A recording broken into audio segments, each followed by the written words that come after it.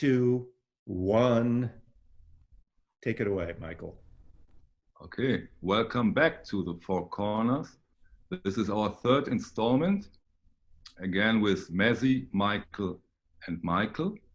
But today with a very, very special guest. Today we have Steve Carlson, without his cat, I've heard, but still with Steve. Yeah. And today we are talking about collecting vinyl. Collecting vinyl, sometimes over very long periods, sometimes over shorter periods, and sometimes with traumatic events. This is one reason we shared Steve amongst us for today. And as it is a good tradition on the Four Corners, our guest shall start. And now I give it to you, Steve. Tell us about what happened, how your vinyl collecting goes nowadays. And so we go round and talk about times and vinyl collecting. Very good. Thank you, Michael, Mazzy, and the guy with the letter S. So, yeah, back in this year, as most know, I had the flood, came in, and it wiped out. In fact, I still got houses in the neighborhood. They're not, they're still condemned. I was lucky. I didn't get condemned or anything, but we had 7 feet of water, and out went 40, 50 years of record collecting. So it's starting over.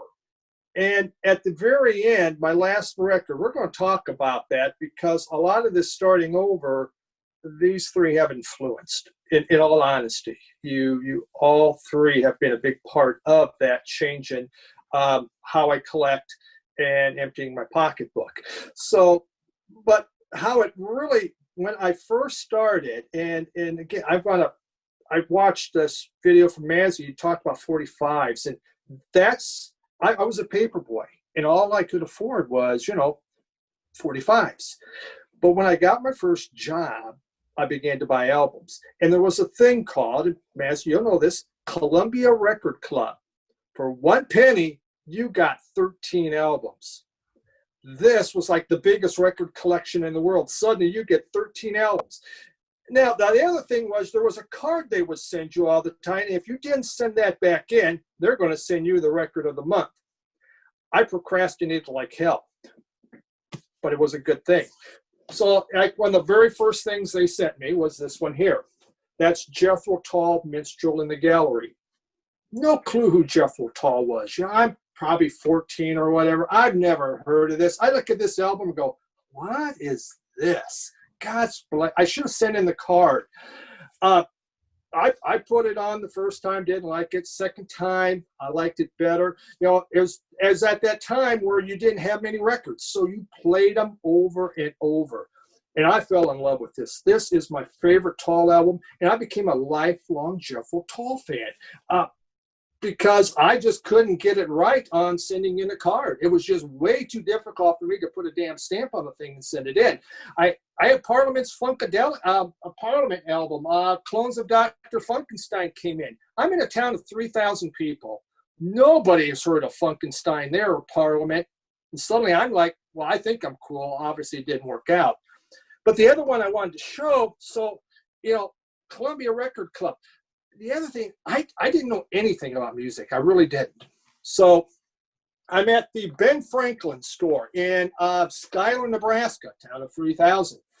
Ben Franklin had this little box of records. And I'm looking, and I don't have a clue about any records. So a friend comes in, name's Mike Grubbs. They owned the grocery store. And believe it or not, this was their this was their motto. Good grub at Grubbs. Good stuff. And I asked, what should I buy? And he goes, well, this one. He pulls out, it's called Led Zeppelin. I go, well, who's Led Zeppelin? This is like 1976 now. I've never even heard of Led Zeppelin. That's your first. And so I bought this. And it's like, wow. Achilles' Last Stand came on. And I just thought that was just the most amazing music I had ever heard. I was blown away. Just incredible. And it totally opened my eyes. It was really the beginning. My older brother went to college. He came back. He said Pink Floyd. He talked about Alan Parsons Project. He was cheap, so he wouldn't spend any money. I bought them all. but it began to, that's really when I started to collect and start to learn a lot more about it. So Mike Grubbs, if you're out there, thanks. And Columbia Record Club. It's just, God, I got a lot of stuff from them. And you know what? I was in Columbia Record Club until they finally shut it down. I never left it. That's where they charged you list price. Yes. So $2 or $3 more than you could get it in your local store, because that's how they got you. Absolutely. We used to think the way to get those 13 free. I was the perfect candidate, man. So a penny. That's mine. But you got 10 for a penny. I did. And they were like, all greatest hits. I'm looking at this. I don't know any of them. Helen Reddy, I Am Woman. I got that one. I knew the song. That was it. You know, Cat Stevens' greatest hits. Seals and Crofts' greatest hits.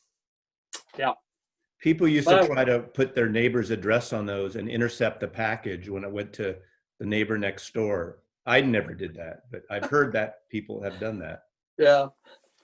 So at some point, did it change from vinyl to CD in the Columbia? Eventually it did. Yes. In the 90s. But it was the RCA and the BMG Record Club too, CDs. Yep. I did BMG later on. Right.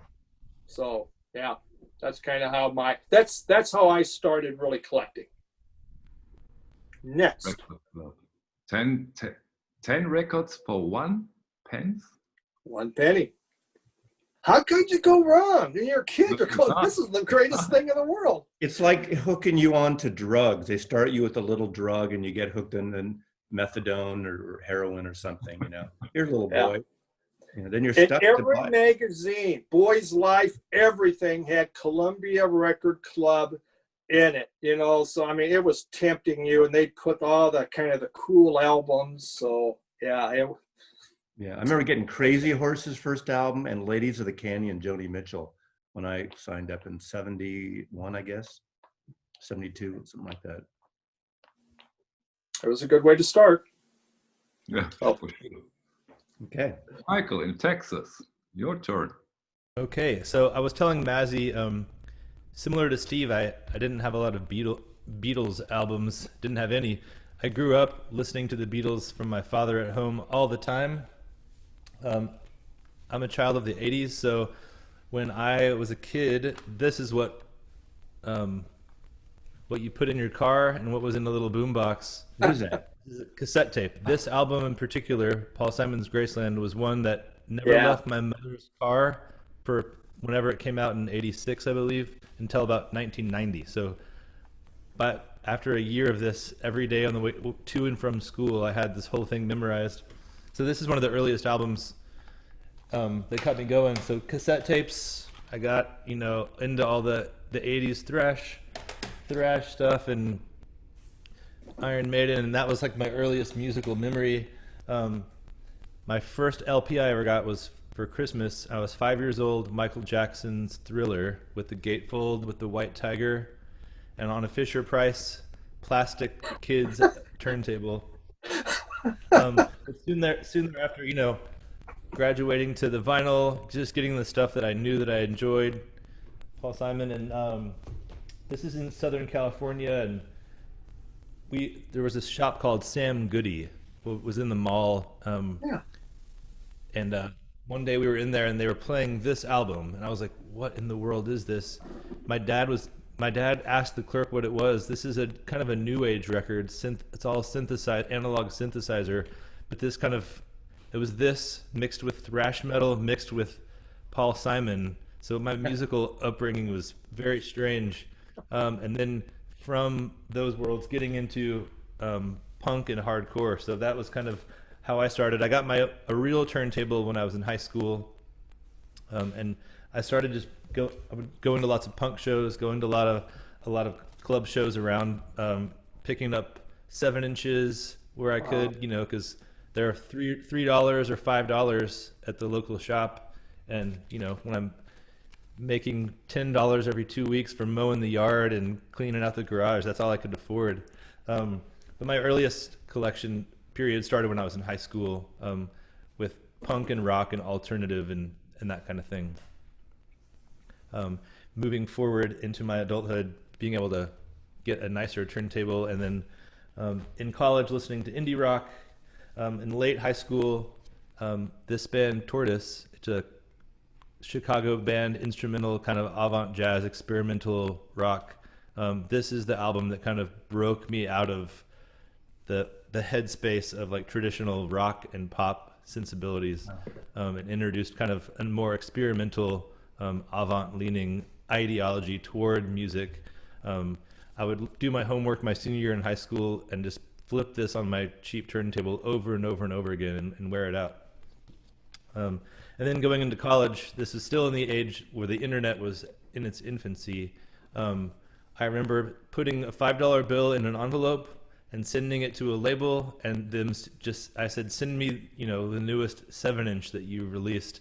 And then they would send the 7-inch with a little flyer of the other releases they had. So I would pick a few more, and every few weeks I would buy, just sending cash in the mail, which just seems crazy nowadays. But moving forward through college and seeing more bands and getting into playing music and writing music myself, just my tastes and interests just go all over the place. So Yeah.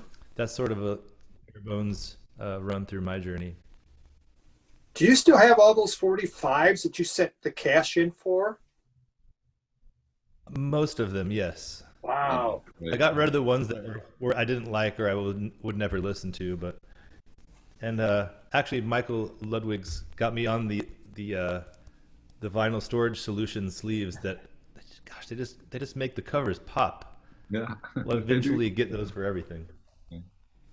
But kind of like you guys, Steve said your buying and your collecting habits have been influenced by us, and likewise to you all. And guys like Baraka P-Dub and Steve and Mazzy and Army In, the old German guy who used to show all the audiophile jazz, that kind of just showed me, there's these beautiful recordings that maybe sound better than the original pressing. And so getting into the audiophile repressing labels, Analog Productions and Music Matters notably, as the ones where it's like, this costs twice as much, but it sounds 4 times better than a digital repress, So it's been fun kind of to navigate that. And going back to, I never listened to jazz or old music ever.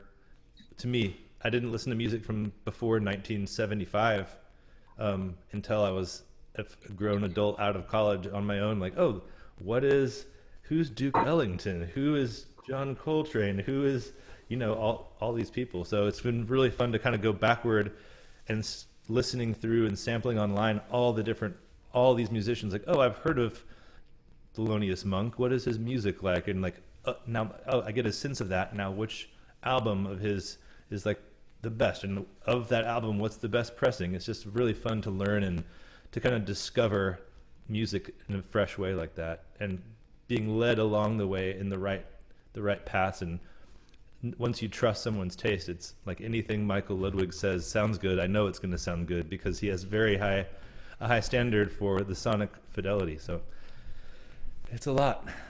We're recording this on October 10th, and it just happened to be Thelonious Monk's birthday. Oh, wow. Okay. There you go. Perfect. Happy birthday, Thelonious Monk. Yes. Matty, your turn. Okay, it all comes down to the Beatles for me, right? Those of you who watch my channel.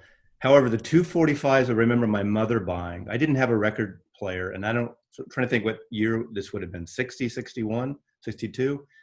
I didn't research this, but the 2 singles my mother bought, which is bizarre, Itsy Bitsy Teeny Weeny Yellow Book, A Dot Bikini, and The Purple People Eater. And of course, they're both novelty songs. So when you're 9 years old, 8 years old, whatever that was, it was amazing. And then, of course, I'm not going to tell the whole story, but the Ed Sullivan Show happened.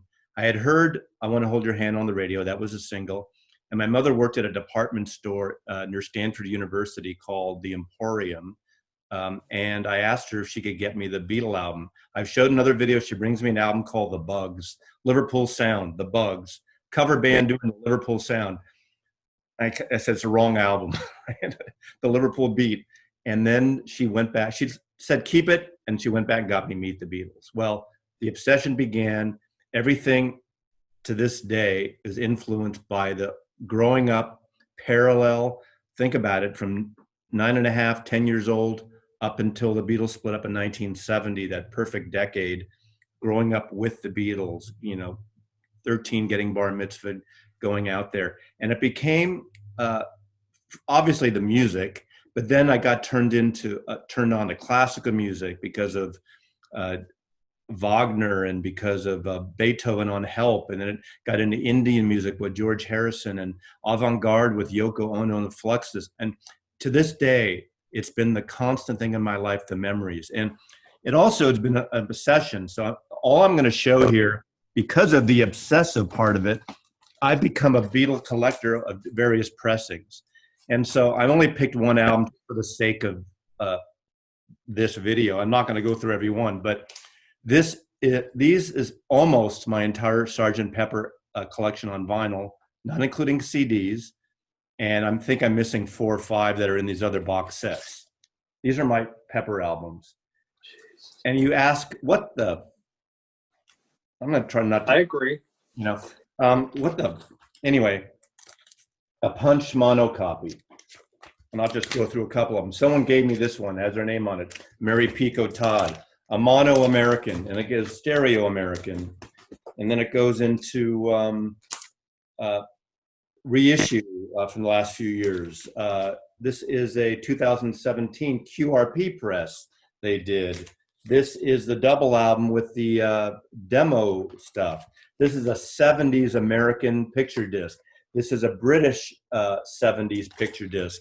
This is the recent picture disc. This is a UK original tube cut mono. This is a remastered version. This is a Japanese with Obi. Oh, this is another UK mono tube cut. This is a French box set edition, Japanese box set edition.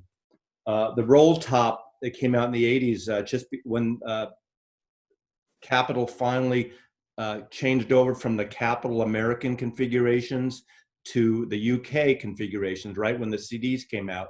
The last hurrah vinyl, I bought one whole set of vinyl thinking there's not going to be vinyl ever again. The Mo-Fi, which I'm not a fan of, from the Mo-Fi box. And lastly, the recent mono box from 5-6 years ago, which is incredible, from Analog Tapes. And then, of course, there's the big box with CD and mono thing. So I'm obsessed with that, but it got me, and everyone's laughing. And this is where hashtag obsessive compulsive. Yeah. If it's a cover variation, it's about the art too, especially when Sgt. Pepper happened, because that's when rock criticism, in a way, was invented. Time magazine puts the Beatles on the cover. Peter Blake, who was this sort of modernist collage artist, creates the concept to cover a Sgt. Pepper.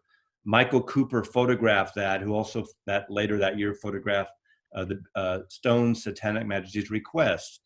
It became an art form, and it was the first time from American point of view that the Beatle and the UK records configuration were exactly the same. Up until then, the Beatles, America Capitol, put out 3 albums for every 2 records the Beatles actually made. Instead of 14 tracks, they cut them back to 12. They put the singles on. The Beatles tried to give their fans value, so the singles on all the early Beatle albums were never on the record. So I became obsessed, and I am still to this day collecting all this stuff. So that's how my collection started. As I said in that current 1966 video that's up, 1964, 5, I was just mostly buying singles, except for the Beatles. They're the only albums I bought. Starting in 66, that was that crossover year where I started buying albums, Paul Irvin and the Raiders and the Monkees. The Monkees were a big part of that, and the whole garage band stuff. So that's when things shifted. I didn't have a stereo in my room initially. My parents had a big hi-fi in the living room. And on Christmas 64, my parents gave me one of those Magnavoxes where you pull it down, has the changer, and the speakers pivoted. That and the Beatles 65 album that came out Christmas 64, Hanukkah 64, I should say. So that was my introduction to record buying. And then it became an obsession in the late 60s into the 70s, working in record stores, where I was able to get a lot of records cheap or free. But Do you may I have ask you something?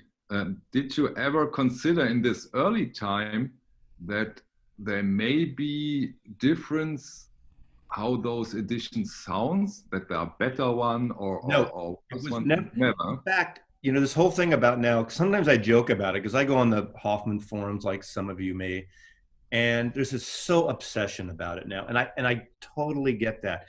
But in the 70s, when we were buying these records, we didn't think, oh my God, this pressing doesn't sound like that this is a hot, we didn't know what a hot press was. I didn't know about, you know, in fact, when I got rid of 2,000 of my 6,000 albums in 1995, because of CDs, the better format, I got rid of all my Led Zeppelin records thinking, oh, I like Led Zeppelin. I'm going to get those on CD. I kept my Beatles, I kept my Kinks, I kept my Byrds, but most of the other stuff I got rid of, music from Big Pink and these things. And I'm sure I had a copy. I had the very first pressing of the Led Zeppelin. I'm sure I have an RL and like my records have always been in pristine shape. So I got rid of records that would have been total wonderful collector's items today. And again, I played them on this stacking Magnavox, which I stacked, you know, 5 records at a time, let them plop, let them play. My records to this day that I have of those, they sound really good. Some of them have surface noise, but a lot of them don't. Because I don't even have a lot of ringware records unless I buy a used copy like that. So no. Do you have any other albums that you've gotten so many versions of? Well, Beatles especially, because I think I have this many Revolver. That Revolver is my favorite Beatle album. I finally, just recently, for the first time in the last 2 years, got a 1968 mono top loader of the Beatles' White Album with the top with the black insert, which sounds great. It's a little surface noise on that one, and I think I paid $50 for that, or $60, which is actually a good deal for that record. The mono original top loader. That's how they came out in the UK. But not any other artists. I don't know. Beatles are my only obsession in terms of ongoing, and I've limited it to that on purpose. Maybe I have 3 copies of another album, like, you know, a few others, Dylan, Mo-Fi type things.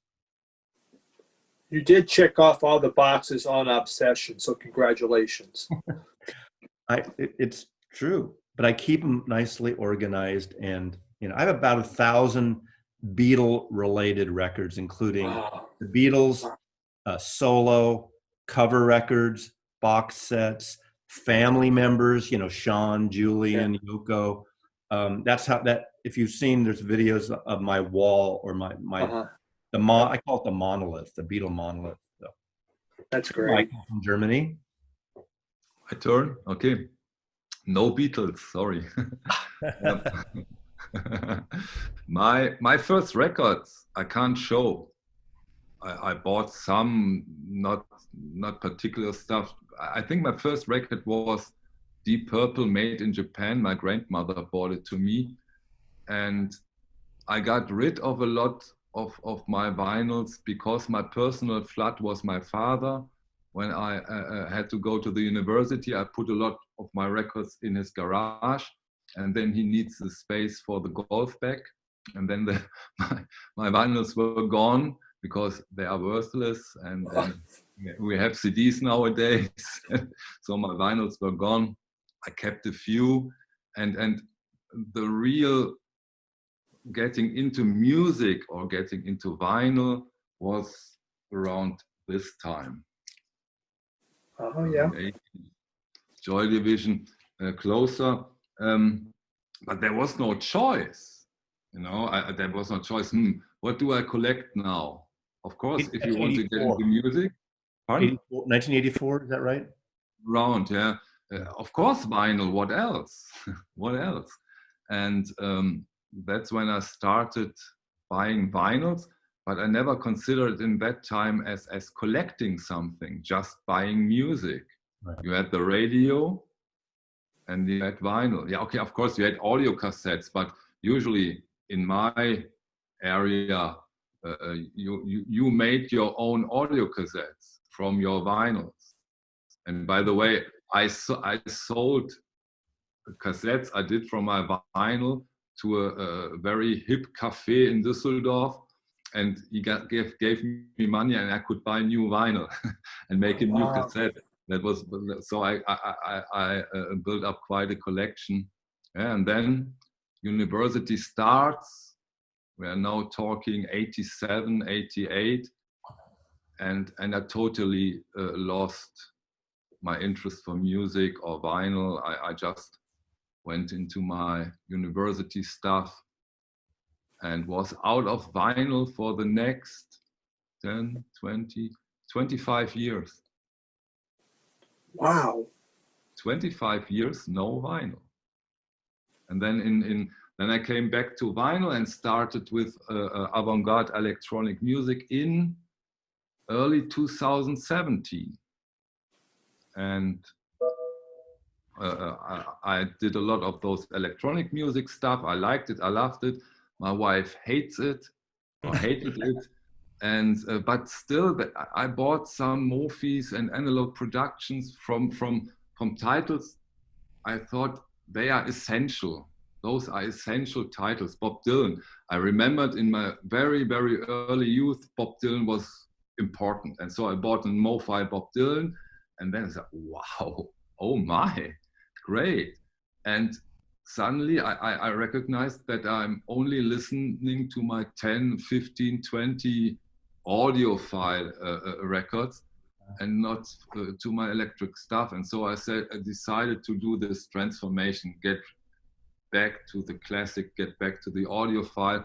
And I recognized for my personal point of view, when it gets to vinyl in the 2020s, that the only reason to get into this format has so many inconveniences compared, for example, I did it a long time, compared to streaming. Streaming is much more convenient, but it's all about the quality. And there is a kind of quality and a kind of lifestyle and the cover art and everything. Only, in my opinion, only vinyl can provide that to you. And that's why I am now knee deep into vinyl. Yeah. You went big. Go big or go home. Wow. Well, I love that. I mean, that's part of the reason, Michael, I was attracted to your channel at first and watching it, because a lot of us will show this MoFi thing, and now everyone's on the Tone Poet kick, which I'll show too, or Music Matters Jazz, but pretty much you've zoomed in, you've laser focused that, which makes it the special thing, not better or anything, just different. And you want that kind of stuff, we know to go to you. We're not going to get a silly whack-a-mole shit or something else. We know that's going to be wonderful. And I've learned a lot about that. And I love that. I mean, just as everyone said, we love seeing that line of orange spines above you, or the different, thing.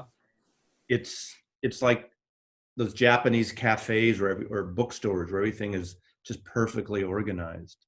I love that. Yeah, but for me goes the same. That goes for Michael in Texas.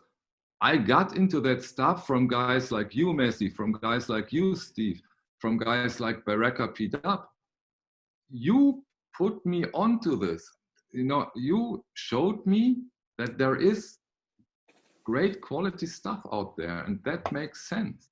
If Messi, you sometimes say it all comes down to the music. This is, of course, you say that. I think if I hear it, okay. Except when you got 40 copies of Sgt. Pepper's.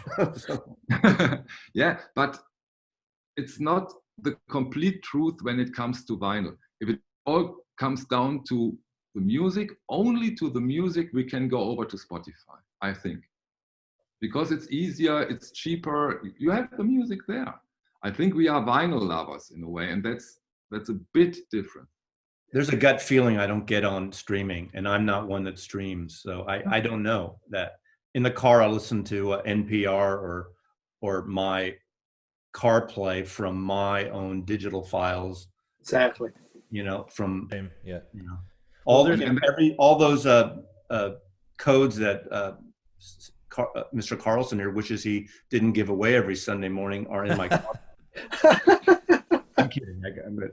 Well, there's such a tactility with the physical object of a record. When you see a record and you grab it, you can touch it, you can feel it, you can smell. When you smell the record, you see the gloss, you feel it with your fingers, you open it, and it becomes this kind of totem, and it really serves this kind of ritualistic, it's kind of a thing where certain times of day and certain days of the week and certain moods you have, I kind of feel kind of mellow this morning or tonight. I'm gonna make a drink and put on Duke Ellington and just kind of chill out. And I mean, yes, you can choose your music on Spotify, but there's not that direct engagement with the object that I feel like is an important part of it. You know the term sense memory? It's mostly used in acting, like Stanislavski and the acting thing. And I had the sense memory. You use something that you remember and you use it to create your character and to create where you're going. And I, to this day, can smell what Sgt. Pepper smelled like when it first came out. It was different. Obviously, I didn't think in those days, it's the fucking ink going up my nose, all those chemicals. It was the best smelling, most unique smelling album. It was a combination of this colored insert, this printing insert. Seriously, this amazing, this is my exact copy, mono copy. Oh, actually, I had a stereo first. So I went stereo before I went that. But there's something about that smell. 53 years later, I still smell. Wow. And I'm using that on you guys right now. The record smells, you mean? Not you. Okay. Mm-hmm. Yeah, But Steve, let me ask you one thing. This doesn't smell musty like, the things you smell in an old used record store. And I always joke about I'm tired of that filthy mildew, musty smell. That's why what's great about Michael's way of collecting. But Steve, let me ask you one thing. I'm very eager to hear that. When you have this event, most of my collection is destroyed. I have to carry it out, and it's terrible. Yeah. Have you ever considered to stop collecting vinyl, or was that never a question? It never in a million years, because it's an obsession. Music is, it's what makes me happy. I don't watch TV. I used to watch more, but now it's just what I like. It gives me absolute joy. There's so much music in the world. I couldn't ask for anything else. It's like, Michael, you're talking about, how much an album, how the importance, how big it is. It's just the feel of it. I wouldn't even get into CDs until I couldn't get albums anymore, because I love the feel, the size of the album, the artwork. And I said, I don't need CDs. And then eventually Columbia House quit having them, BMG quit having albums. My record store was a CD store.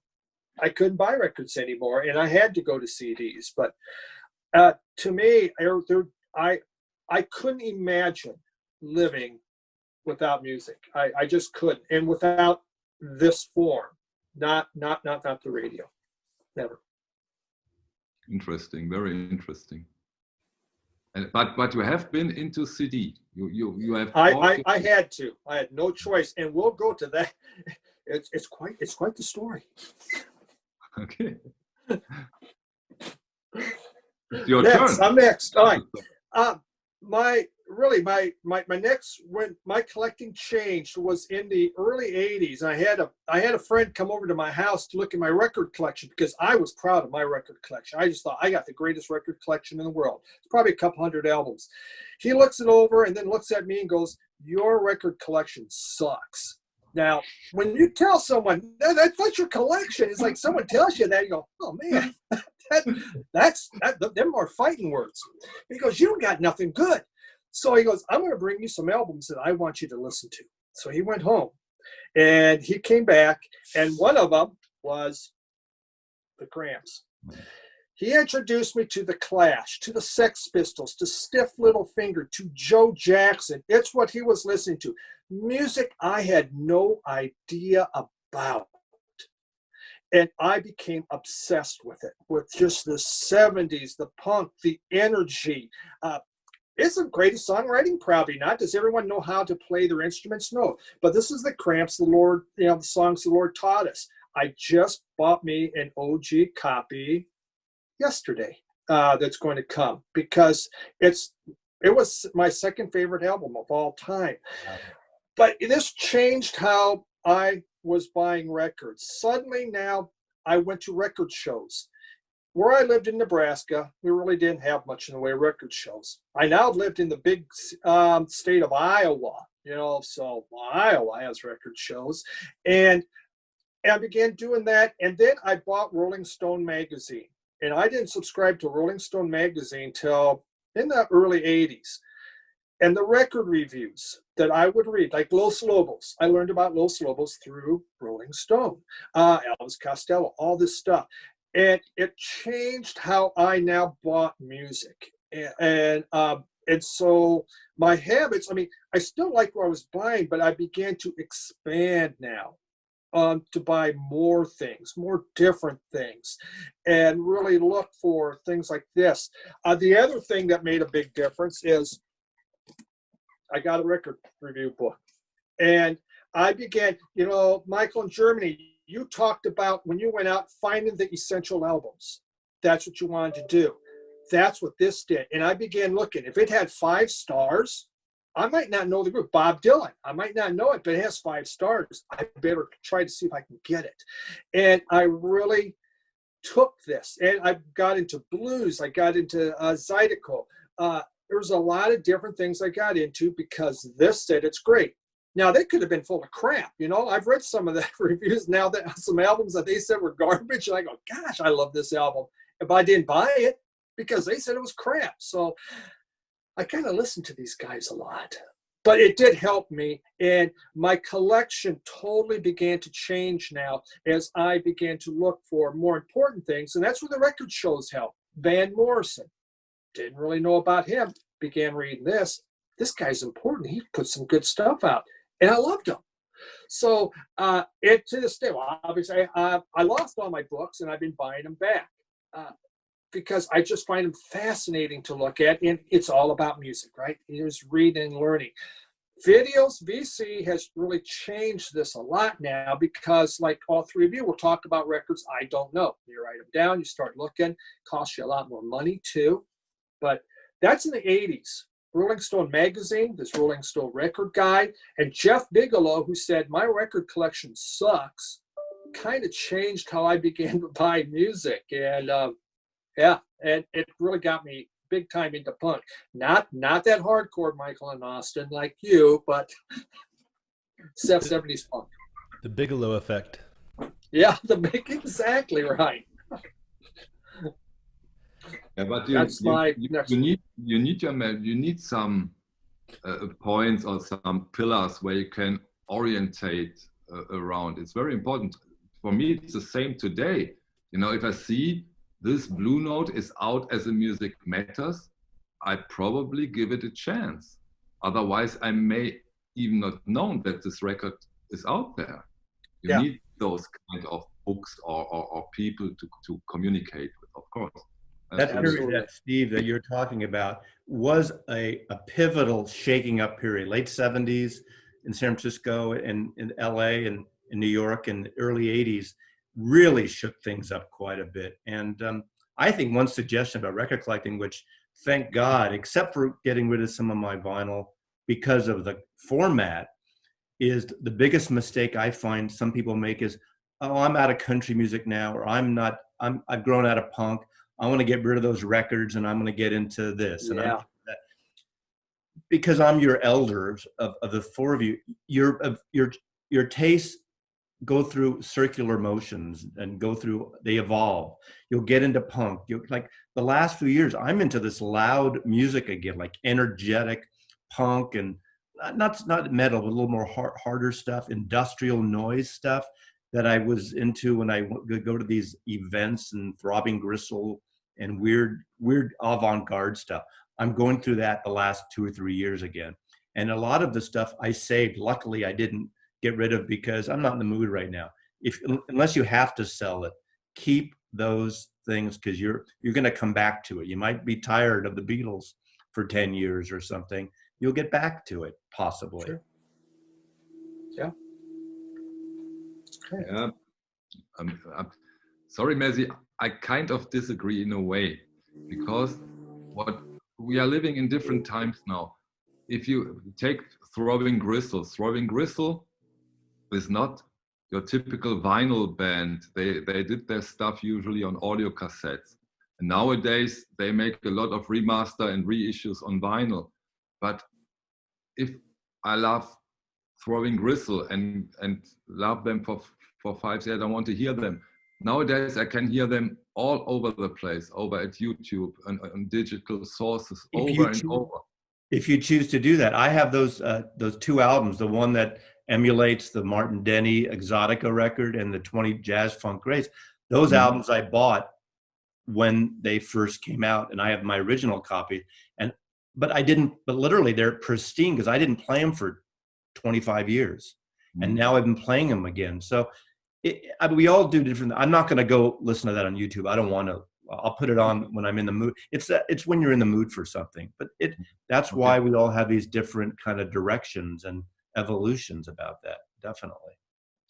I'm curious, in terms of aside from the record clubs where you're getting stuff in the mail or sending off a catalog to get records back, buying it in shop, obviously. So pre-internet, did you all buy a lot of records at concerts of bands you went to go see? I rarely went to a concert, and I just never seemed to have. For me, no. But I never went to that many concerts. You know, I went to a lot of concerts and a lot of club shows. And to be honest with you, up until the 90s even, there weren't a lot of merch. The bands never had merch t-shirts back then. You could buy t-shirts. The event would have t-shirts, but it was never like a friend or the wife or the girlfriend or the boyfriend of the band selling the shirts at the venue. It just didn't happen. Luckily in San Francisco, we had a rough trade. That was the only rough trade in America at the time. So on 6th Street. So I'd buy, I wish I still had it. I bought it because of the title, A Surgical Penis Clinic 45, which is this, you probably know, maybe heard of them. Everyone's going to be Googling that right now. I don't think you want to Google that, but that was a band. And I remember buying that picture sleeve at just because of the name. And apparently now it's really a rare single and worth hundreds of dollars. I don't have it anymore. And so now with the advent of the internet and being able to look at a website and in Michael Ludwig's case, get a box of 15 records shipped from Kansas from Acoustic Sounds. And also with the pandemic, what are your thoughts on the enjoyment or the collectability through the lens of being in a physical shop, looking for a certain thing, the time it takes, and to do that versus the instant gratification of going to Discogs and saying, "Oh, here's this OG copy of the Cramps, buy," and then 5 days later it's at your doorstep. Do you all still hold kind of like a nostalgia and sentiment to walking into a record shop and looking for something and finding it, and just that? I always loved that feeling, because you never know who walked in there 2 days before and offloaded a bunch of records, offloaded all their Throbbing Gristle LPs, Michael, what are your just thoughts on? A week ago, I walked into one down Toledo, Ohio, and on the wall was the OG First Stooges. And it was in such perfect condition. Well, I had to get that. And I'll look at the wall. I don't know about you guys, but I'm always seem to be pressed for time, and I never have the time to sit there and really look through the racks like I want to look through. But I'm looking for some of the nice stuff that are usually displayed on the wall, and then there's certain artists that I would look at, and I really, really like that. Due to the fact that I lost so many really great albums that I like, and understanding that, I'm closer to being dead than having a whole bunch more Closer. I know you got me by a little bit. I'm 5 years closer than you, or Yeah. 4 years, whatever. And so I don't, like this Cramps. I may never see that out there. And I thought, here it is. It's a price. I'll see if it'll go lower, which they did. And so for me, that was worth it. If I found that on the wall, I would be ecstatic. I mean, it totally excites me when I go into a record store and you see that there. I go, man. I pretty much stopped, I shouldn't say stop completely, but buying used records just for the sake of used records. And obviously the pandemic has changed things. I think there's one used record, I forgot what it was now, that I wanted to get for my collection I bought in the last 7 months. I bought a shitload of new things between the Tone Poets and Music Matters Jazz and the analog, the archival stuff, plus just new releases like the Nude Party and a few other like indie bands I'm still interested in, or things that we'll get into. I have a pile here of Analog Africa, which is part of my, that I know Steve is into also. But I got tired of just buying those other things. I don't have any grails anymore, I don't think. Have you seen my collection? I have about 6,000 albums. I'm trying to get them. I'm halfway through getting them all on Discogs, which has taken a Wow. shit show. And the archivist, my friend Amanda, really kind of kicked me in the butt to do that, saying, Mazzy, you got to really start doing this. And now I'm I haven't done it in about 2 months, but I did it for a long time and got them done. It's hard starting, but once you start, you get the hang of it, so. Those Sgt. Pepper albums will take forever. I mean, it was like 500. I started my Beatles and I got through 10, and I swear to God, they're the hardest because of the Matrix and the press. So I'm saving that till last. I did all my jazz are there, half my other stuff, and the Beatles will be the rest of my collection. I'm at M's now and my main wall, and then the Beatles. That's going to be a shit show. But for insurance purposes, I own my house, I have insurance, and I'm looking at, I'm halfway through. My medium price right now is $70,000. My high price is $200,000, and that's half my catalog. Yeah. I need to up my homeowners, my rider. That's something. And see, my insurance company wouldn't allow me to put my records on, and I was going to get some special insurance just for them. I procrastinated maybe just a little bit too long on that because I had everything in Discogs. I have a rider, but I think it's low, but it's still decent. Yep. So have you allocated all of your new record acquisitions, Steve, into Discogs over the past 5 months? I have about 300 in there, and I have more to go because people sent me a lot of stuff, and so I'm slowly working that.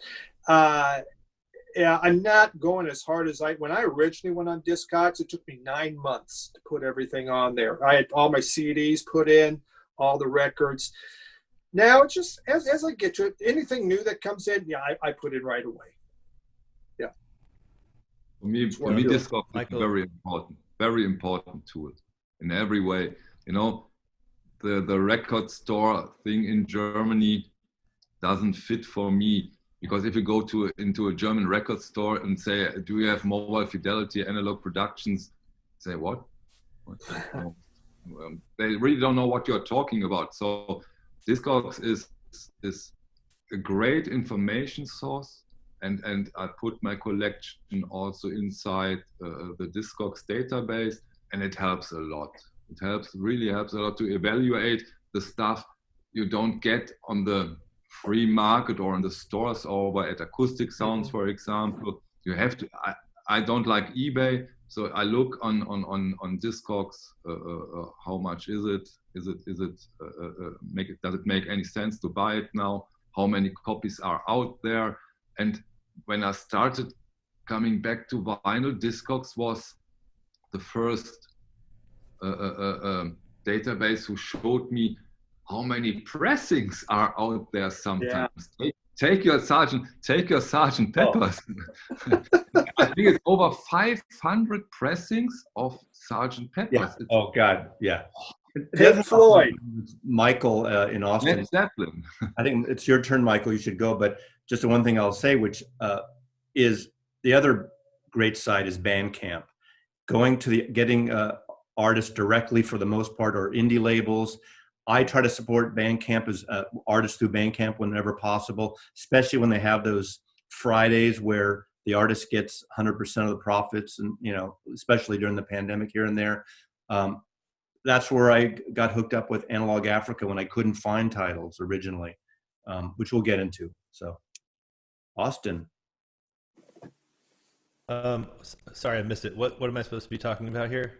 Your next, you have more to show? Or? Oh yeah, sure. Records. Sorry. Records. We're for records. You're supposed to show me copies of Sgt. Pepper, Michael. Yeah, you don't have any. I was going to say, so going through and just learning about the old music to me, the music that was made 60, 70 years ago that I've seen it, but I've never listened to it, discovering the old music and like, oh yeah, I've heard of Blue Note Records. What's that? And like picking up a record and like, oh, this guy's named Lee Morgan. Like, interesting. What other albums has he made? And then you realize, oh, there's 20 records that he played on, or 40 records. And like, there's just such a deep, deep, deep well of music from that era that, I mean, I feel like I've been hard listening and collecting jazz for the last 3 or 4 years, and I feel like I every day hear about some artist, or from Michael Ludwig's, he's showing these the electric recording company of Tommy Flanagan overseas. Like, I've never once seen that shown on the VC. I've never seen it in a shop. I've never seen anyone playing it. It's like, I just found this record that's whatever, 65, 70 years old, that I've never heard. It's just that discovery is so valuable and so fun, and it makes me feel so alive when you hear that music, and you hear, especially just the physical feeling of hearing the sound in your ears, like just the elation that comes with that it's incredible. But going back, finding these old albums, like I've heard of Chet Atkins, of course, as a guitarist. I knew his name, but you listen to this album, it's incredible music. It's this is I think this is a Classic Records one, but just finding the good versions, and then especially if you can find one that, oh, this was pressed from the analog tapes and it's still affordable or still in stock. I'm not going to try to wait for a near mint copy of an album from 1960 and spend $1,000 when I can buy one for $35 that maybe sounds twice as good. But just the joy and the fun in going down all these rabbit holes and finding what makes me feel alive and being moved by the music, it's just that's the most valuable thing for me as a collector and in listening. And I think that I've shown my system once before, but I had a friend design and build this shelving system for me. And at the time I was really getting into jazz, and over the 4 months it took her to make it, I already outgrew it. So that's one thing I'm also curious. I mean, Mazzy, you have a wall of CDs. Steve, I know you used to have a full room full of records. Michael, you have these beautiful shelves. I mean, at some point there has to be a limit. I mean, I'm about to move cross country, so now I'm trying to figure out how do you move a vinyl. I don't have anywhere near the collections you all do, but even with my 500, 600 records, how do you move it? Yes, exactly, Mazzy. You have white walls there, Mike. Yeah, there's a lot. Michael, I've moved quite a bit in my life, but company moved me, so I had movers come in to pack everything. And a couple of years ago, I had a flood. It was only a foot down there, so I didn't lose anything. But we had to get rid of we had to redo everything. I hired 3 men in a truck, or 2 men in a truck, to come in and pack up all my albums because it was too much to do. And all my CDs, they packed it all up. I wasn't going to mess with it. I'll unpack them, but do you I'm all hoping during this pandemic to pitch a show to HGTV and get paid to go into people's houses and have them organize their record walls and record units and have custom things built and have all the sponsorship. Those in a week they do your Untitled record room for $1,500 and 2 days, 48 hours. That's my pitch. If you're listening, if you're watching HGTV.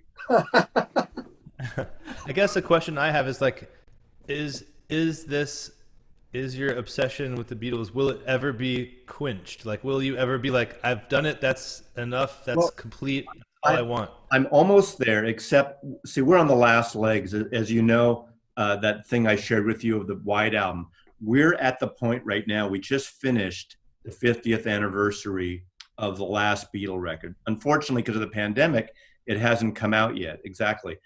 Let It Be, Get Back was supposed to come out with a movie, a new version, and a box, and it got delayed because of the pandemic until next year. So for the boomers, myself, and younger people, I mean, all these anniversaries are coming out with the Beatles. And this is like yesterday was John Lennon's 80th birthday, and there's that, and there's going to be a Plastic Ono Band, a set of outtakes and things. So yeah, for now, but I'm looking, I hate to say it, I mean, I'm healthy for my age, but I am 66, and I'm looking, and does my son, who's almost 30, want this whole collection? And they're going to be his. But I may start, as my business is dwindling and business is evolving, eventually start selling things through Discogs. I have a friend who died last year, and his stuff was basically sold for cheap because he was too sick to sell it. I don't want to get in that position. I can make good money. It's a lot of work, but selling, like, that's another reason to get stuff in Discogs. It'll be there if I want to sell it, and I can see Right. what prices are. That was part of actually my financial plan, to sell my records at a certain age, and it was set in there. I've had to really redo my financial plan now, by the way. But it was a big, because my kids did not want these records. They did not want the CDs whatsoever. It's a lot to deal with. It is. And you haven't been insured. You haven't been insured when the flood comes. Nope, they were not insured. Not the records. A lot of other stuff was, and government's given me a nice batch of money, but I have to pay that back. So yeah. You don't have to pay me back for the blue box set, Stephen. Appreciate that. That was pretty cool. That was like a one of those kind of things. But I'm curious, Michael, in Germany, do you have a limit to what you're buying, or do you? And as now, with the vinyl craze and everyone's repressing, and obviously Don Was and Tone Poet are seeing they can press things in, or acoustic sound series, they can get the license and sell it out immediately, and there's such a demand for all these titles. Like, is there an end in sight, or will you keep amassing all these records as they keep repressing them that you don't own? I don't have that many records. I don't have so many records. I think if I hear Mazzy's numbers, I'm far away. And please don't forget, I sold around 2,000 vinyls over at Discogs, and all the money I got from those electric avant-garde records, I put into the audiophile editions. That's the transformation. And now, of course, I have my limits. I go through extremes. I did that all my life. I give you that. But of course, I have my limits. But if there will be a new Tone Poet, there has to happen a lot that I don't buy it. I will buy it. I want to listen to it. I want to have it. I want to watch it. I want to touch it. For sure. Okay, I guess I'm next. I've talked on my channel a lot about time and place, and I always feel, and I feel blessed growing up in the 60s and 70s in San Francisco. But what happened in 66, 67, especially the whole cliche everyone's heard, the summer of love. Well, I was getting these Beatles and garage band type of records, Syndicate of Sound, Little Girl, Hey Joe by the Leaves, Psychotic Reaction. And a lot of those were South Bay Area bands, but I'd heard of the Jefferson Airplane and the Grateful Dead. Those are the two I heard of, and I was a little young to really understand it. I didn't buy the first album of the Jefferson Airplane, and in '66, RCA came and signed them, and that album's really a folk rock album, not a psychedelic record. Little tinges of it, and this is a year before Grace Slick joined. They had a different singer, Sidney Anderson. Well, '67 hits, and the Summer of Love happens through that. And, the press called it that. It was just one of those rare, warm summers without the typical Mark Twain fog of San Francisco all summer. And I started, getting these records, and you've all known, we all see them on the VC, but all these records were from San Francisco bands in 67 and 68. And I was buying these. I was riding my bike at 13 to 14 years old to Golden Gate Park, seeing Big Brother and the Holding Company, Free, the Jefferson Airplane, the Grateful Dead in the Arboretum, or the Hall of Flowers in I would see on Haight Street, these bands would play, Country Joe and the Fish. So I'm just going to hold these up. This was the only one that wasn't a debut album. This is her second album. And this is what opened the floodgates for every label to come to San Francisco. This was, people consider, they talk about the 3 albums of 1967 summer. The first Doors album, Sgt. Pepper, and Surrealistic Pillow. Those are considered. The first Grateful Dead record, the first Moby Grape record. So you got Warner Brothers coming, and they signed the Dead. Columbia comes and signs Moby Grape, and then a year or two later, Santana. Vanguard Records signs Country Joe and the Fish, and they were doing, folk and jazz records before this. East Bay. Another Columbia, it took the Monterey Pop Festival for Clive Davis to see Janis Joplin and sign a Big Brother away from their Mainstream Records contract, which was a small little label, and sign them to Columbia. And with the great artwork, by the way, since the original concept of Four Corners, I'm the guy with design covers and artwork. R. Crumb did this cover, got paid $300 for it. No, wow. Fantasy Records was a jazz label and a folk label, and Creedence Clearwater, and that's the record in 1968 that became, eventually, they were the biggest Bay Area band, and they built that beautiful big building, Fantasy Studios, and they call it the house that Creedence built, because that was by far the most successful band after Jefferson Airplane. And we all know, people always forget they're from the Bay Area. El Cerrito, California, right by Berkeley.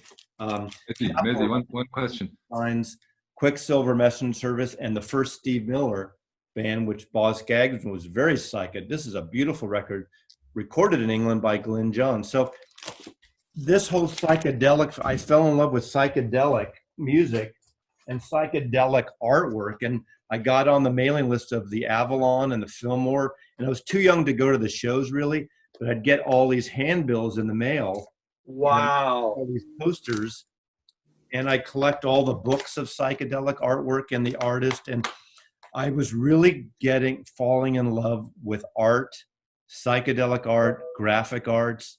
And again, I've said this on my channel, I feel I'm an artist without a discipline. And I was collecting these things and archiving them in a way when I had these in scrapbooks, and I finally, in the last 5 years, put them in these baseball card like sleeves and things. And I fell in love with art. And I found that eventually it led me to what I do now with photography and representing and being like an agent and manager for photographers. So I like being around artists. I play guitar, but I was a shitty guitar player. I played, all that stuff. I was a shitty musician, but I love being around the artists, and I'm in awe of people like Michael in Austin here and the photographers I work with. So that whole 67, 68, and then beyond in San Francisco was an amazing moment. And literally, it's like that sense memory again. I was 13 years old. My buddies walking down Haight Street every weekend. We weren't doing drugs.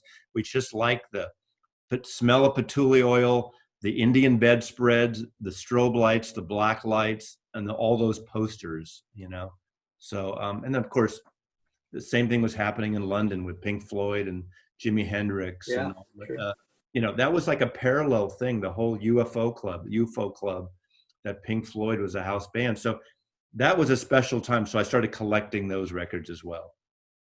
Incredible. Those handbills are great. That is amazing. I love that stuff. Half the time you can't read, can't make it out what they say, but they're just gorgeous. You Yeah, know? the posters were the best by far. 60s posters, nothing's ever been that good.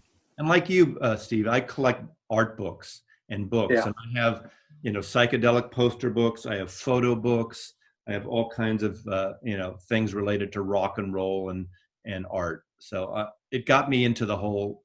I mean, I can't go to a city without stopping at, if there's a major museum, I'll go check Same it. here.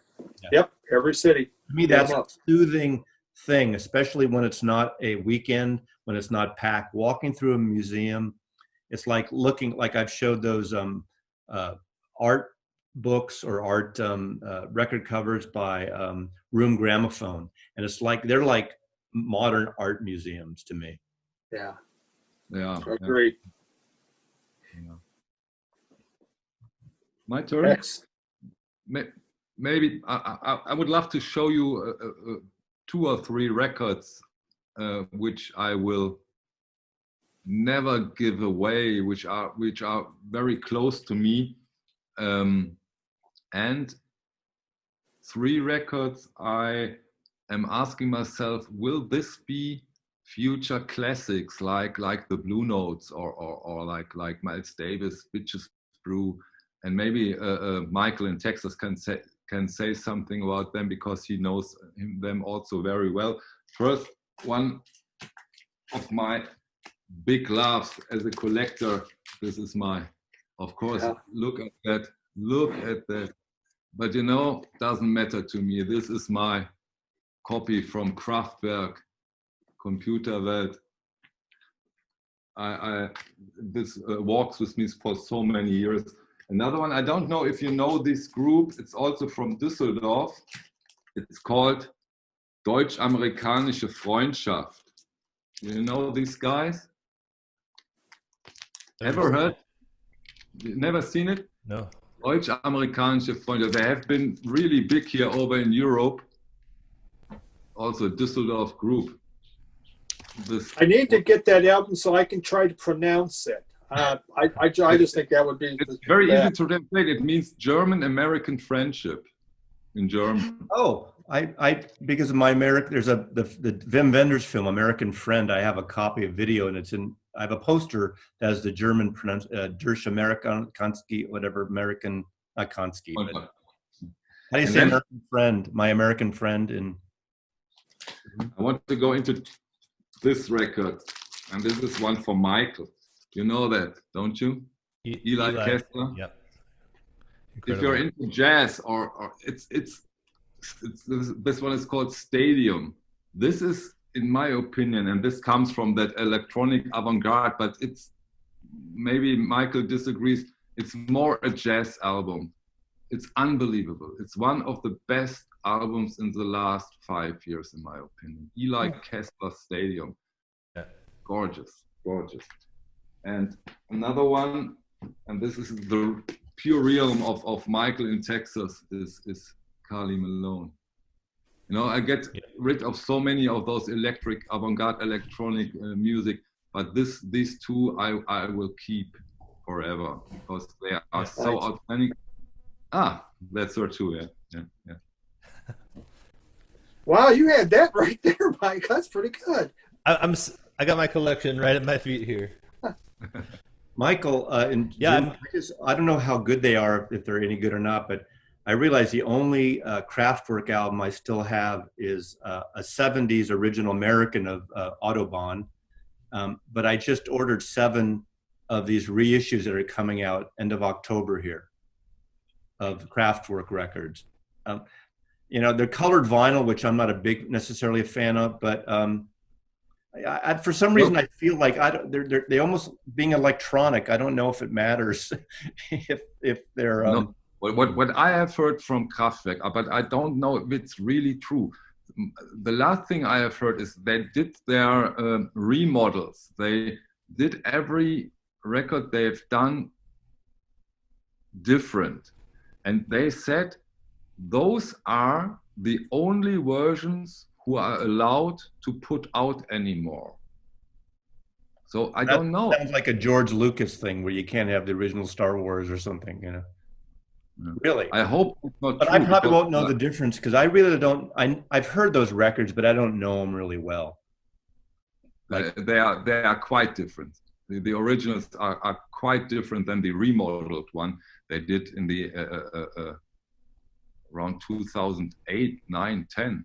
Completely different recordings. I just been getting into a little bit of playing like Jean-Michel Jarre and that kind of like Oxygen, which I love, and that kind of stuff. It's kind of an ambient. It's almost like commercial ambient, Tubular Bells or something, which is different, obviously. Exactly. But I just love that. Vangelis. Yeah. I never got into Vangelis, but I appreciate that, almost like soundtracky. Mm-hmm. It is. Yeah. Okay. And I know going along with those records you showed of Callie Malone and Eli Kesler, there's also this guy, The Caretaker, who I know, Steve, you've enjoyed. Yes. The minimal avant-garde guy. But yeah, it's curious. These records, they're pretty niche, and they're not by no means mainstream or well-known.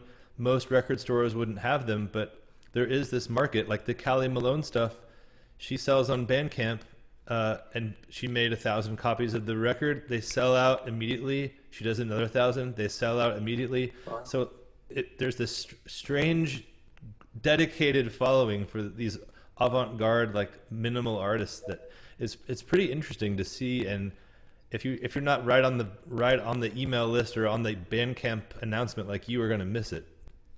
This one is over at Discogs for around 100 euros. And they're repressed few, then it doesn't change the price. They are so hard to get, which is strange in a way. I don't understand why they put out more and let the people have the records. I do like to support, but artists. You asked Michael about buying records at shows. Now, whenever I go to shows, I buy vinyl copies. It's fun getting them signed if they're signed, if possible. I showed a couple things yesterday, and I'd gotten Sean Lennon, Les Claypool album signed at a show, and a early Sean Lennon with his girlfriend, the Ghost and the Saber-Toothed Tiger, signed. So I love doing that and picking up the signed whenever possible. But obviously, there's no shows now. So, do you all feel like it dilutes the original versions or the special versions when they keep repressing a title over and over, or another label gets a license? Like how many? Obviously, for like Miles Davis or Coltrane, it's different, or the Beatles. But for like a smaller artist, I kind of I'm not upset, but I'm just like, oh, it's like this album I worked so hard to get. Like I looked for months and months and months and like checked all these, and then all of a sudden I get it, and then 2 weeks later they repress it, and it takes some of that joy out of it for me. I can talk a little about that because I know a lot about editions in the fine art world, and it doesn't bother me. And I see a real lot of people get pissed about that. You're right, that I pay money for it and everything. With photography, for instance, a lot of times, a photographer will do an edition. They'll do, I have these signed, I collect photographs. That's my next little thing I'm going to show. Photographers that do album covers and photographs. They'll say, okay, here's an edition of this photograph, 11 by 14 in the year 2020. We're going to do 100 editions of the 11 by 14. Then we're going to do another 100 editions of the 16 by 20, and another 100 edition of the 20 by 24. Those are photograph size, and they're signed and numbered, 1 to 100 of the 11 by 14, 16 by 20, 20 by 24. That's the 2020 edition. Well, maybe there's going to be a 2025 edition, and it's so much. And obviously, the original editions will have a different thing. Like we know Record Store Day has first release. They might be 1,000 colored vinyl. And then the next, the only thing I would do is change them out, whatever's different. These are hand numbered, these first 1,000. The next 1,000 are not hand numbered, and they're not signed. But I understand that concept, and most people who buy them don't, so I can understand why people get pissed.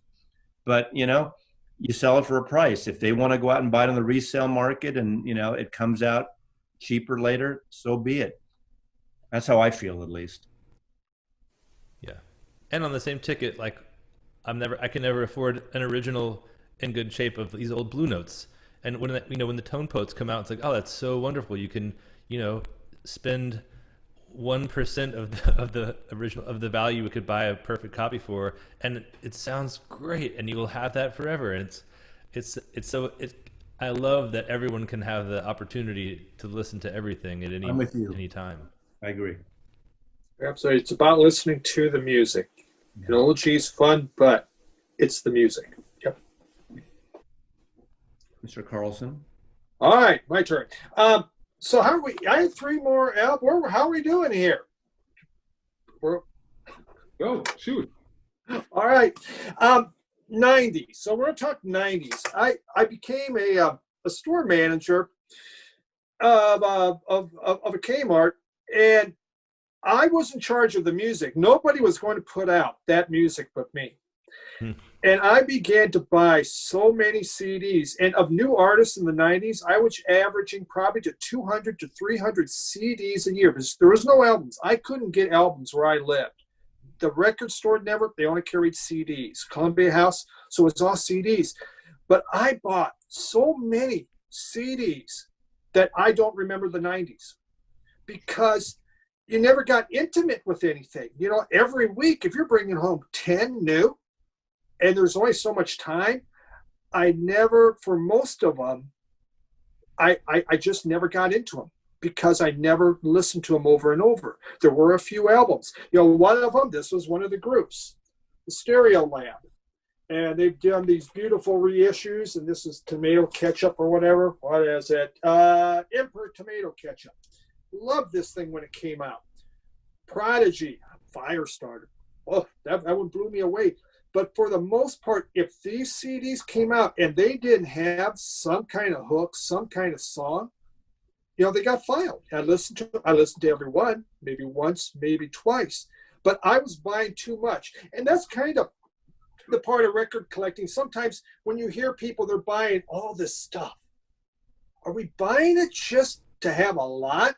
And really, I had over 10,000. Or are we buying to listen? It's kind of how I've thought. And so I look at the 90s and I think about how I was collecting. I was just buying like nuts. And I was, buying back catalogs and CDs. You know, you go back, the Beatles, the Rolling Stones, Bob Dylan, all in these CDs. They were coming out with budget ones. It didn't matter. I wanted to get that. I subscribed to College Music Journal through the 90s. That was an infinite source of, this is some great new stuff. So these artists I didn't know about that I was finding through College Music Journal. In the odds, College Music Journal began to suck. The reviews just went to hell, I thought. But so the 90s, and Michael and Austin, you were talking in a recent video about the 90s and you were showing stuff. I think I commented about that I know these groups, but I can't tell you the music because I bought too much of all things. And I never got intimate with it. This was one of the albums, though, that I did get, shall we say, intimate. And there were a few other groups that I really loved. U2 was putting out stuff. I knew U2, so I would listen to them more. World Party, they put out, their stuff. But it was a different time for me. When I look back now, I think of the 90s as just too much music and no time to listen to it. And, all those CDs are gone. Does it really matter? No, I didn't know them. So sometimes you can spend too much on too many things. And, kind of my caution to folks when they're buying all this stuff, are you going to listen to it or is it just getting shelved? And I mean, if that's fine, if that's what you want to do, there's nothing wrong with it. It's your collection. It's what you want to do. But you lose some of the music, I think. So that's kind of 90s how I began to kind of change. I just, it's like going on drugs or something, I guess. I was taking some hell of drugs. I don't remember the 90s anymore. What was it about? But there was so much going on with all the electronic music. I was liking that. The grunge and everything. Of course, Nirvana, Nevermind, that one, hit me. So, yeah, that's just the change of collecting habits that I had going on then. And it was kind of a mistake, in all honesty. I totally missed Stereo Lab. And that was my summer obsession this summer. Two people, the archivist and her friend Zach, they came back by for a whack-a-mole earlier in the year before the pandemic. and he said his favorite album is Dots and Loops. I had no idea what he was talking. I was thinking of the video channel. Are you talking about, you know? Yeah. And I ended up getting all those reissues, and they're just great, fun cocktail kind of loungy, modern French Europe pop, and I love those. But I didn't know them in the '90s. I was raising my kid buying CDs. Yeah, lots and lots. So, Michael down in Austin. All right. So I talked about this band Tortoise from Chicago. Some call it post-rock, experimental, avant jazz stuff. This is on Thrill Jockey Records, which is an independent label based in Chicago. I feel like coming out of the 90s in my adolescence, another Thrill Jockey band was the Sea and Cake. So all these people are all connected, and all these scenes, these bands are touring together. And, you know, when I'm between 18 and 26, 7, I'm going to a concert like once a week at least, and driving all over the state of Texas. And this is actually an Austin band, the American Analog Set. That's one of my favorites. So being in Austin in my 20s, and if you're driving from the East Coast west, especially in the South, there's not a lot of cool places. I mean, New Orleans is great, but from there until you get to the West Coast, there's just a lot of nothing. So a lot of bands came through Austin, and I had the privilege of seeing so many bands. And I think that getting stuff at shows was kind of one of the best ways for me to learn about music, or going to see a band and their opening act. I have no clue who they are, but you have to get a good spot. So you stand close, and I'm like, oh, this band is, I liked them better than the band I came to see sometimes. So I think that from that era moving forward, there's still bands that are putting out records and still groups that are together. This is one by the Duluth, Minnesota band Low, L-O-W. But this is, I don't know, their 11th, 12th record. And they're one band I talk about a lot, that the best sounding live rock band I've ever seen. And they keep changing their sound. They still have the same core, but they keep kind of pushing the envelope in different ways. And I love that. So one collecting thing I do is I love keeping up with these bands that I've always loved, but then discovering new records. Steve, I know you love this one. Yeah. Los Lobos. Yep. And like you all have mentioned, finding these labels and finding people that I trust. When I see Analog Productions has something back in stock, I know they have such a tight curation of the things they want to release and the quality that maybe I don't love the music, but I will at least check it out, just saying, oh, they're putting this out. The Living Stereo in the classical world, like anything they put out, the Analog Productions does the Living Stereo. Not all of it I will love, but I know it's going to be a amazing pressing and interesting, and kind of going back through all these old records that came out, you know, long before I was a glimmer in my parents' eye. I just am dumbfounded and kind of flummoxed with how much good music there has been in the last 80 years of the recorded music era, and how it keeps getting better. And you know, they keep finding these old tapes or like a different version of something, or it's just, you know, somehow when an artist dies, they go through their estate and through their archives and they find all these tapes and all these recordings that they never knew existed. And how fun is that, you know, posthumously, years and years after these people are gone, that we're still finding the Palo Alto tape from Thelonious Monk from this concert, or these Bob Dylan tapes, or these Beatles demos.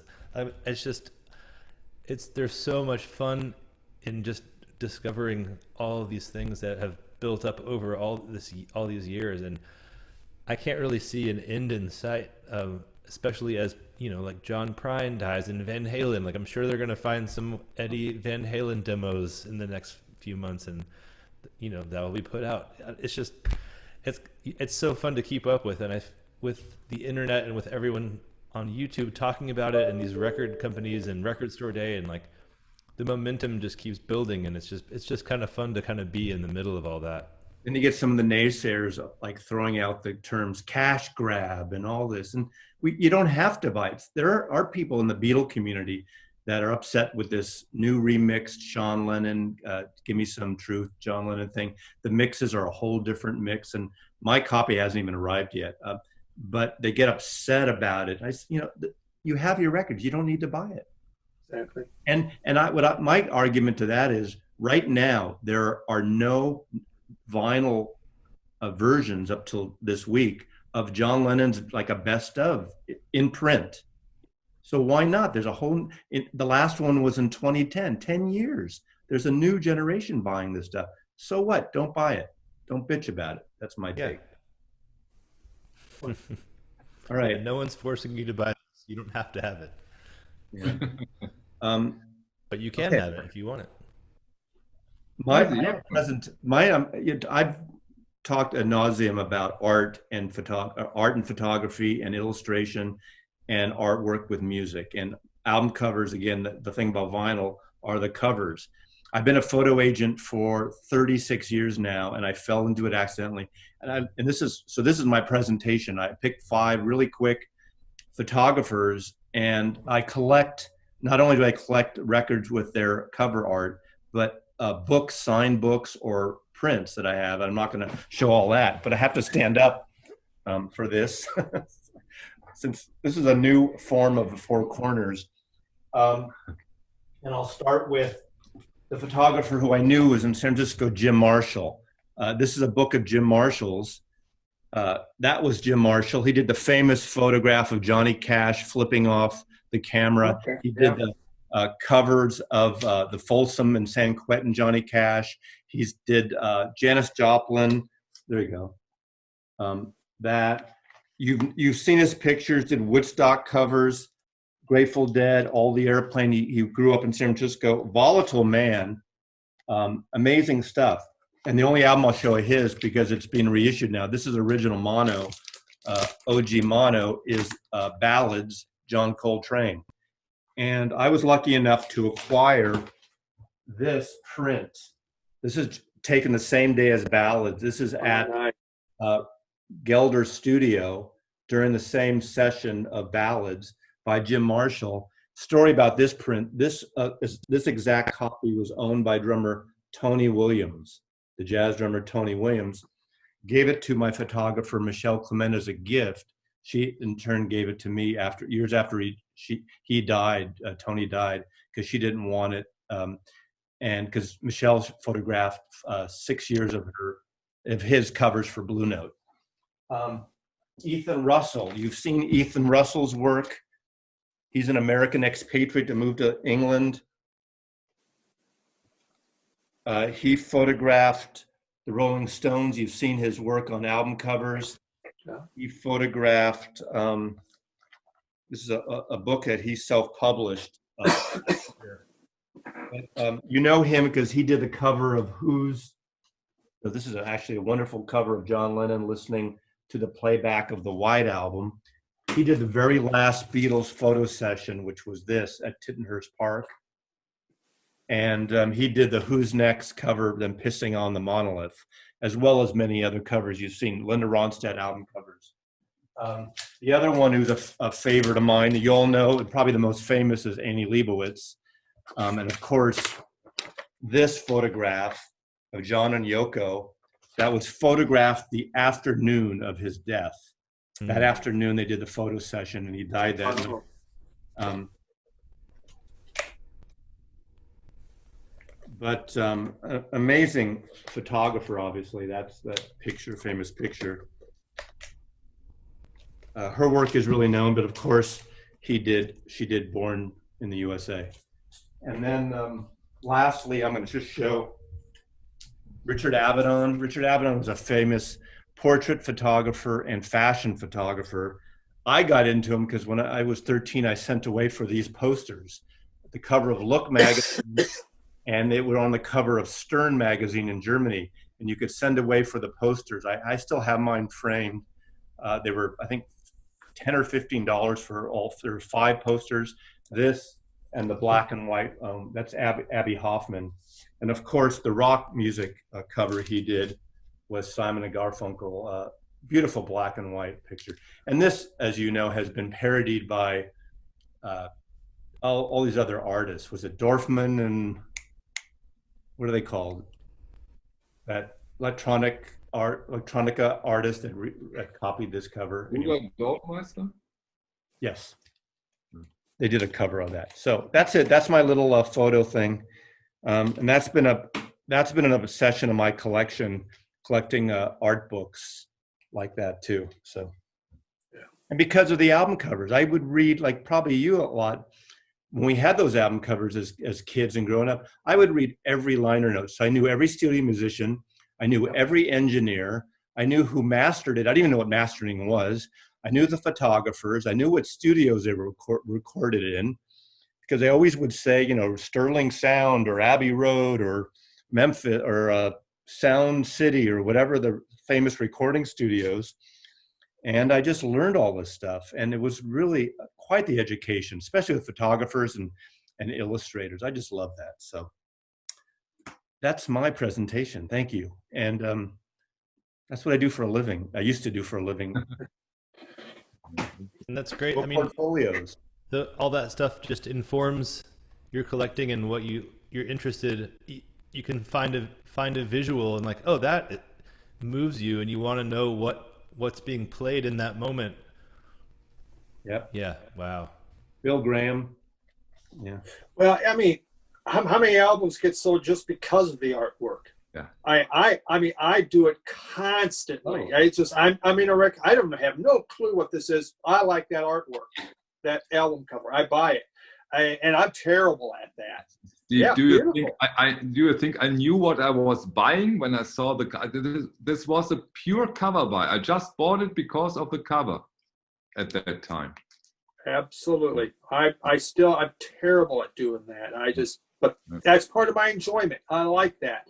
And you know, those are just iconic pictures of those books, man. See, those are great. I got a big book on Annie Leibowitz, a bunch of her photography she did a few years ago. At just, yeah. I have a copy. I try to get signed copies. I was lucky to get a sign. Meet Richard Avedon, got his book signed. Ethan Russell, Annie Leibowitz is signed. And I could name 20 other photographers that I have, but of course, that's for another video. I need to find a photographer to do a joint video with. Yeah. There are still some out there, I think. Yes. Okay. So my turn again, I think. And on my turn now, I will go a little bit into the path that Steve took, the 90s, the CDs. And we really need some time now, because I'm showing all my CDs I bought in the 90s. Steve, your turn. You totally missed that era. I think you caught the Mazzy's snarky disease, the virus. You caught my snarkiness. Really? That sounds that's an upgrade. That sounds like a conceptual thing I would do. You know. Okay. Yeah. You know, since the flood, I have yet to buy a CD unless it was in a box set. Now, even my box sets have been on vinyl. I haven't bought any of it. It just, I don't even have a CD player hooked up yet. So, yep. I still like CD. I mean, when I'm doing things, I put it on, and especially like minimal or classical music usually. Although, well, so is that it? Really, Michael? Okay. Really? Okay. No, I'm not. Steve? All right. Does that look familiar there, Michael? Okay. Elvis Costello, and sorry for the glare, this year's model. I'm showing this. It's kind of, actually, it was, Michael had a video, and he was showing a bunch of these, and I commented, says, wow, that's in MoFi? I didn't know that. And I wasn't aware of that. And then he sent me a link that I could pick this up. Of course he did. And this is kind of where my journey's at right now. Okay, when you look at it, I've limited my space. I'm not going to expand into other rooms. Last week, for the first time in my entire life, I brought down record albums to my record store to get credit. Put them on credit because I'm going to buy something else. Some of these albums I had recently purchased. But I knew when I listened to them, says, I just don't think I'm going to listen to these again. Yeah, and it's kind of how I've began to look at things as I pull out a record. How often do I want to go back to this and listen? Now, last week I showed this one from a Danish guy, U Florenzen. I know I'm going to go back to that again and again and again. It appealed to me, but there's some other stuff. Why bother? Something like this, I used to have every Elvis Costello, but I'm not going to anymore. So I'm picking the very, very best that I want. I thought about an original, but then I was shown this Mo-Fi.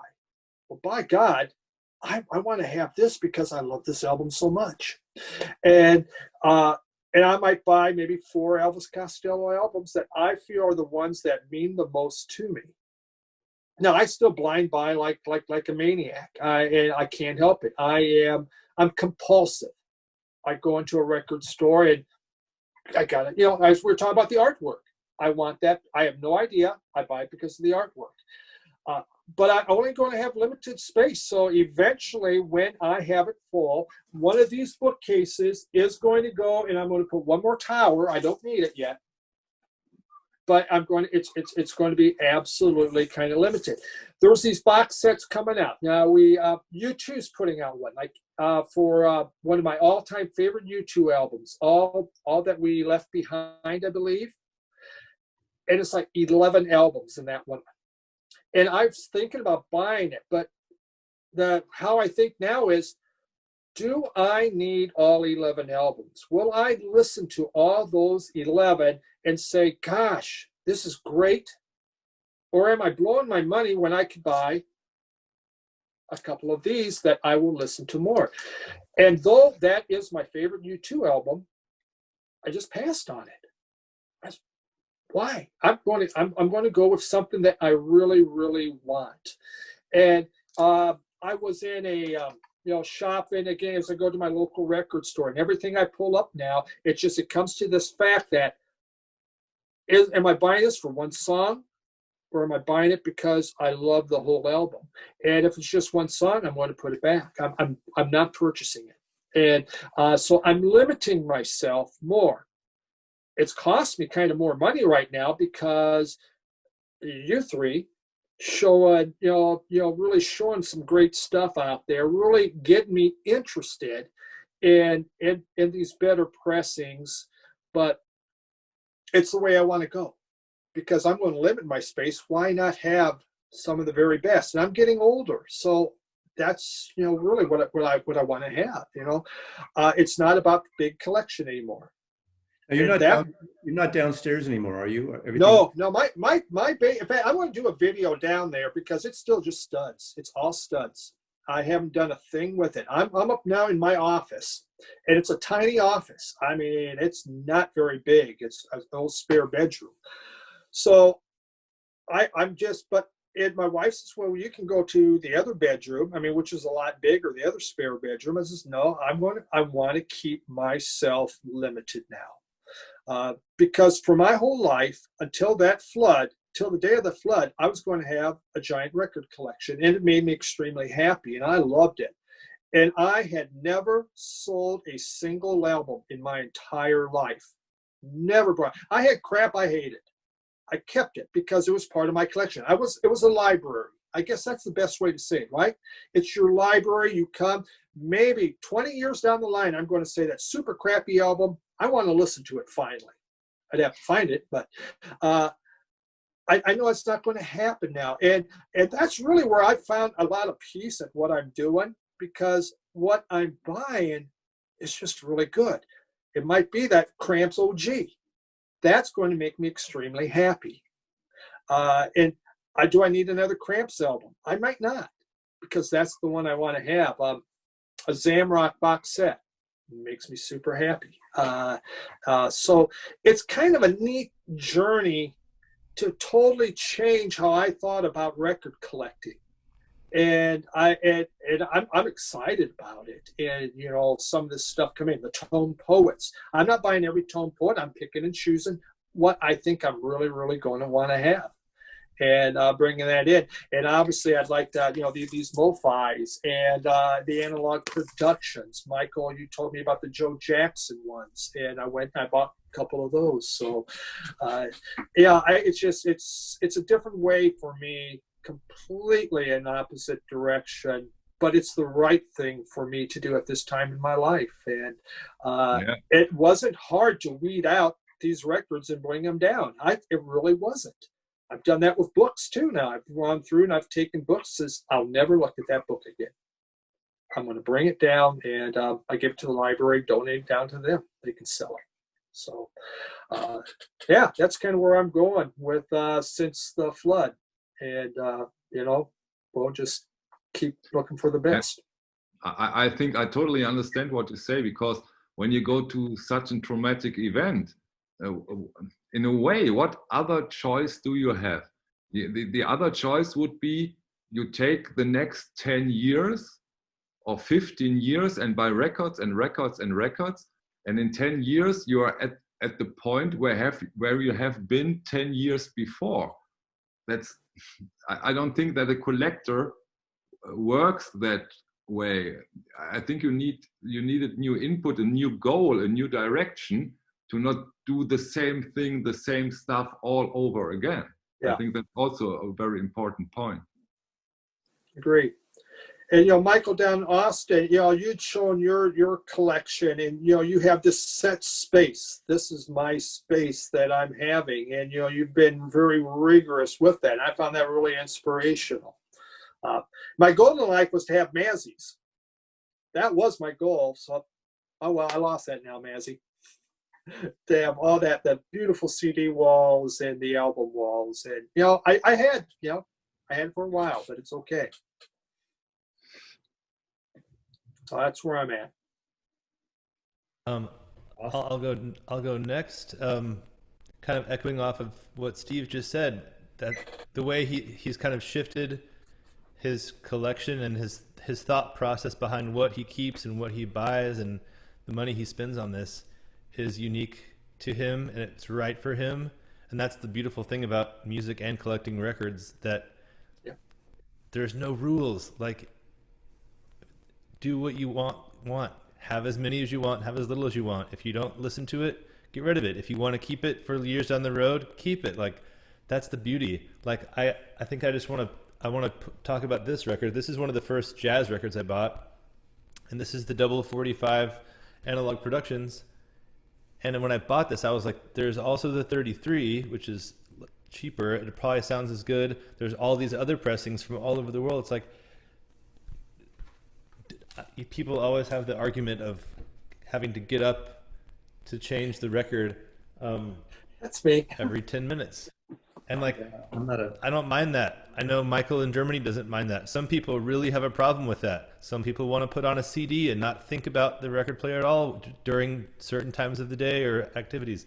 And that's what's so great about it. It doesn't matter. Like, it's individual. It makes whatever makes you feel good. That's why there's so many types of music and so many labels putting out different things. Like, some people don't like female vocal based music. Some people do. That's how beautiful this world is, and like that we all can exist and get along. Like, Michael in Germany isn't wrong for spending $500 on a record, and you're not right for finding an OG copy of a record in a dollar bin. Like, there's such a wide gamut of ways to collect and avenues that, hey, at the end of the day, you love the music, you feel alive because of it, you're happy. That's it. That's all there is. Well said. And everyone will have certain. I mean, you get on those channels, and some people think this is the way you have to do it. This is the right way, and it is. It's whatever. If you go and you pull out a record that makes you happy, there you go. You have your collection. Well said. This is a label showcase. We talked about collecting, and one aspect of collecting I've seen some people do, especially Michael in Germany, are collecting a label. I know some people will collect the Blue Notes or the Tone Poets or the Impulse. Also, they'll collect certain punk labels, and the like. And in the last about 2 years ago, I was watching Amoeba's "What's in Your Bag," and I love those. And I found what was really interesting is watching those artists that I had no idea who they were, or some of these metal artists that I just didn't like, but watching what they were picking, it really interested me. And I wish I could remember who it was. And within the same week, one of the guys, and I don't know anymore what it was, showed talking about analog Africa, and one of the artists showed volume 1, and now I can't find it here, but this is volume. Oh man! Of African Scream Contest. This is the second one. There's 2 volumes of this. Volume 1. And they played a clip, which was great on those videos. And I went down to, I was in San Francisco just coincidentally, and I went to Amoeba and the Hate, and they had one copy of it, and I picked it up. I couldn't, and then I heard another one was coming out, and I was driving through Oregon to California and from Seattle, and I found volume 2 in a small store in Eugene, Oregon. And since then, I've collected mostly through Bandcamp. Occasionally, I get locals that buy these records. I have about 25 of their records. Wow. Also, my friend at the same week, when I first heard that, Amanda, the archivist, turned me on to another one of their records. And these are out of Germany. A guy in Germany curates these, and he goes and he pays the royalties. He finds tapes whenever possible, or early pressings or acetates. And they're not audiophile, but they have great books and covers and packages. And I mean, I'm not going to go through them all, but this has been, again, it's probably an obsession, but these covers are amazing. Some are comps. They're from Senegal. They're from Peru. They're from different, from the African continent as well, different amazing things. Everything from 50s to 60s, sort of guitar, psychedelic soul to dance music. I know Steve has been picking up these records. Just played that one today. Yeah, they're amazing, and every one has something worthwhile. Yes. And some of the books, I'm not going to pull out a book, but these books are like amazing what they put into it and the information. And reading the interview of, and I'm forgetting the gentleman's name right now, whose label it is. He goes to search these out. Sometimes he writes within the liner notes how he found this person, and these records, there were thousands of records in a tin hot roof on the second floor of a building. And they worked out a deal over breakfast and worked out some kind of commission or some kind of royalty deal. And they're just amazing. So my next thing is African Scream Contest. And for some reason, volume 1 is misfiled because it's not here. So about volume 1, I can't find that. I've looked, and that thing goes for a lot of money now. Yeah, I mean, and so now I'm on the Bandcamp thing. When you do that, I have one coming next week, and I forgot even what it was. Every time I get an announcement, and they're like $25, $35, so they're not crazy money. Many of them, and they come FedEx from Germany, so they come like in 4 days or 3 days, and you pay for another $10 for shipping. But to me, so you're paying $35 to $40 for a double record. I think it's great, and you're supporting these artists and these labels. Beautifully curated music. They just make you feel good, funky, dancey, soulful, some psychedelic, but highly recommended. Bandcamp is the way to go for that. And you get immediate downloads, through Bandcamp. It's kind of nice too. Steve, you're going to kill me. I sold my part 1 and 2 yesterday over at Discogs. Oh! I didn't know that you don't have it. I didn't know that. Yeah. Sorry. Yeah, I have part 2, but part 1 I'd looked and it's like, wow, it's going for pretty good money there. So I think this guy sits in Frankfurt here in Germany. Did you ship it? What? Did you ship the record copy of it, or Red? I shipped. Yeah. I'm sorry, we're sold out, and you can ship it to Nebraska. Yeah. Not easy. Not nearly next to impossible to ship nowadays from Germany to America. Yeah, it's terrible at the moment. It's a mess out there. It is. we're almost in our last round. Oh, you got to finish, Michael. Germany. I only have one record. As always, I show one electric recording company because for me, those electric recording companies are, how shall I put it? They are the essence of today's habits in collecting audiophile vinyls in the best and in the worst sense.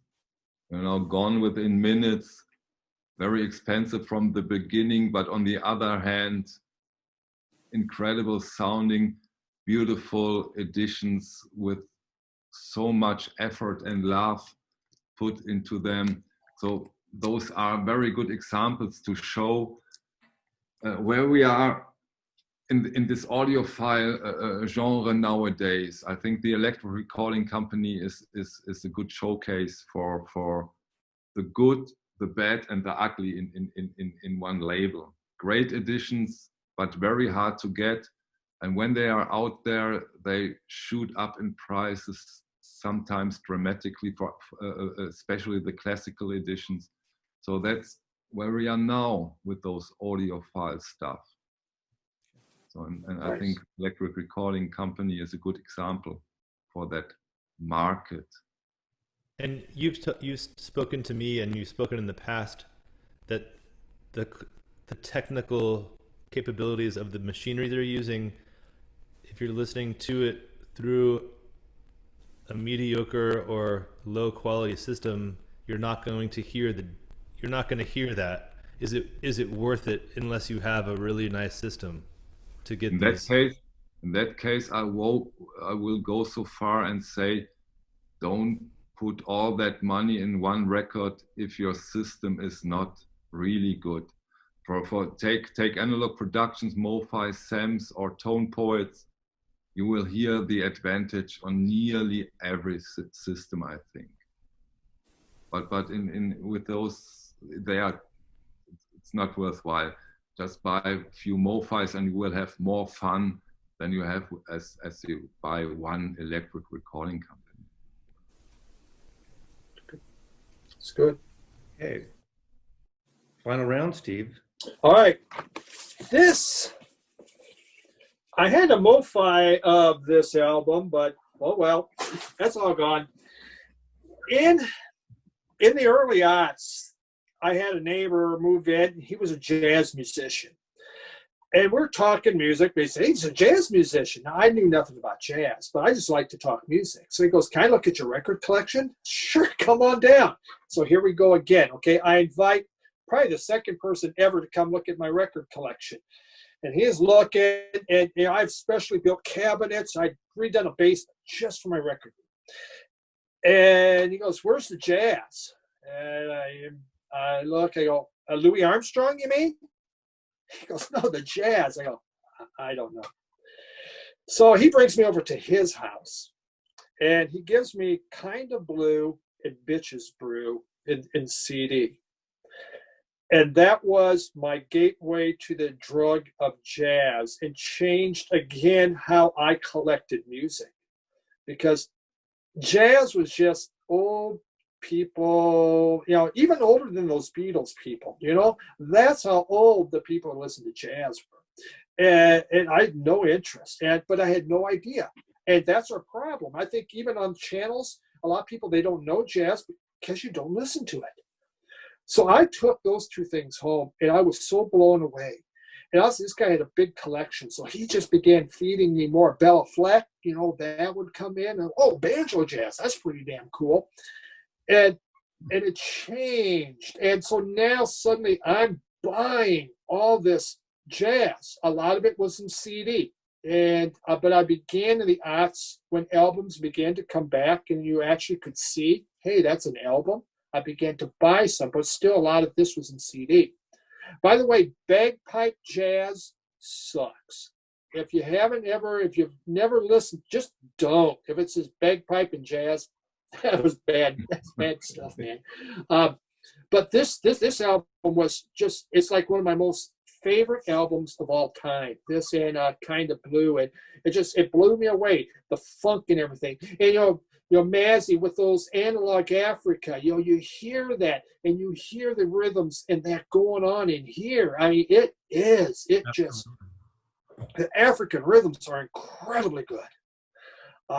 And so this thing, I can just. I never tire of it. I have the whole thing on my phone, so in the car I can play it all the time. And it's totally different than Kind of Blue. And I'm not a fusion guy, but Miles' stuff, because he had rhythm, and it's just that what's going on underneath is that hypnotic drums and the percussion, and it just has that kind of feel. And so really, really liked it. So I changed again. And began really, that was my journey into jazz by another person kind of just basically saying my collection sucks. So I've spent a lot of life being told my music sucks. Did you like it in a good way? Did you like Bitches Brew when you first heard it? I did. And it's kind of crazy because I knew nothing of jazz. It's just that underlining the hypnotic rhythm underneath. It appealed to me some way because I've always been a rhythm person. I have no rhythm. If you see me on the dance floor, you can tell that. Worst thing in the world, go to a wedding and someone videos you dancing. You're pretty sure you're looking pretty good until you see the video. And you go, oh my God, that was embarrassing as hell. But just happened at my son's wedding. So, yeah, I did, man. It appealed, Kind of Blue blew me away, but this one also blew me away. So it was kind of odd to go that way. Now, I tried to listen to some of the other fusion, and the free jazz, there's no way. I can't, I'm not interested in free jazz. I like some kind of structure, and I can't find it in free jazz. So, yeah, it really made a difference in my collecting. I began to buy less. I bought a lot less, but I began to experiment more with different types of music. African music came out when I was 16, 1970, and I just did not get it. And I returned it next week. And then 5 years later in record stores, someone started playing it, and I fell in love. It took me 21, I turned or so, and I fell in love with it finally, but it took a while. Well, I would agree. If I was 16 and I heard that, I mean, I was listening to Bachman Turner Overdrive. They ruled, man. They were awesome. This would have been, huh? What's up with that? They don't even sing a song on the whole thing. So, yeah, it's just, and then, of course, you get into jazz. So what happens? You look at every player. Oh, Herbie Hancock, better buy that. Paul Chambers, better buy that.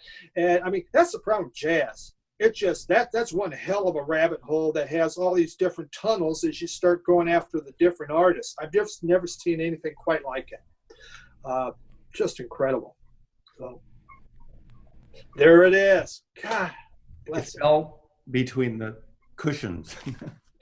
I was looking online trying to find that, and I just wasn't locating it. And Michael had the last one known in existence and sold it. That's what you compare. You mentioned, the connection's obvious, but after those African records with Miles Davis, obviously the African sounds that he was listening to, and that's when he was with Cecily Tyson. He was turning on to this African music and African dress, and was a whole different thing for him. It was, yes. And not just Tyson, I'm sorry. Betty Davis. Yeah, Betty Davis. Yep. Wrong wife. Yes, the 1 year marriage there, but that guy was tough to live with. No doubt. It influenced him. I mean, yeah, that's a whole other story. Yeah. Yep, absolutely. Austin. So talking about going back through old artists and old labels, I'm also there's so many labels and there's so many things to discover. You just kind of have to take it one step at a time. And one thing I love doing is trying an album or trying an artist, and sampling it online. If I like it enough, I'm like, oh, I think I would want this. Getting it. If I don't love it or don't want it, I can get rid of it. It's easy, as Michael Ludwigs knows. You can sell things on Discogs very easily. But one label and one series I'd never explored in the jazz world is the Mosaic. So this is the first one I've purchased. This is a four disc box set, 53 and 54. So obviously it's in mono, but pressed from the original analog tapes, mastered by Kevin Gray. This was Michael Kuskuna's project, and there are a lot of these. There's, I don't know, a couple dozen of, and a lot of them are even bigger.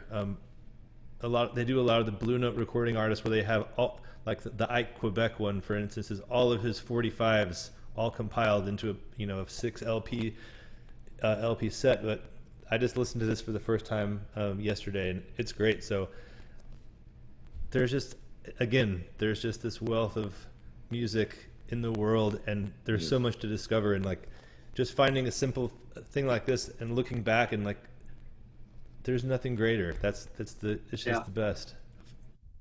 Mosaic are You know, great. That's I it. only have CDs of theirs, like the 18. You guys have any of the Mosaic boxes? I only have them on CD. I have 3, but my favorite is the Nat Cole Trio, 18 CDs. On vinyl, it goes for $1,000, 27 LPs. Because they do, Wow. because Kuskuna curated basically all the takes. It's not just the proper albums. Right. I have a Yeah, Django, a lot of a Lee Morgan, but all on CD, unfortunately. I mean, I don't know. yeah. Mike, Some when of we the talk some of them about, are still in. I was gonna say, Go when ahead, you talk sorry. about discovering things like that, I was like your group.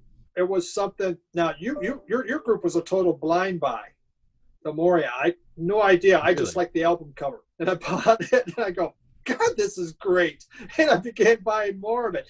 After when I had the flood though, and I didn't know that was Michael's group even. All of a sudden, he sends me these albums, and I just go, what the hell? That's his group. But it was through the learning, just trying something, and you suddenly go, what an experience, what a journey this music is. It is. It was so exciting. Yeah. That's wild. I didn't really know that you had heard of us before I sent you the copies. I did. I saved 2 of your records. I saved 400 albums out of, the 8,000 or so, and 2 were yours. Wow. The covers are gone, but they're in the white because that's how good the music was. Thank you. I'm honored. Yep. So now it's in a plain white, but you actually resupplied me, so I'm good. Okay, good. Okay, my last one. We've been talking endlessly on these videos about Music Matters Jazz and Tone Poets and the Blue Note stuff. And I got into jazz in the 70s.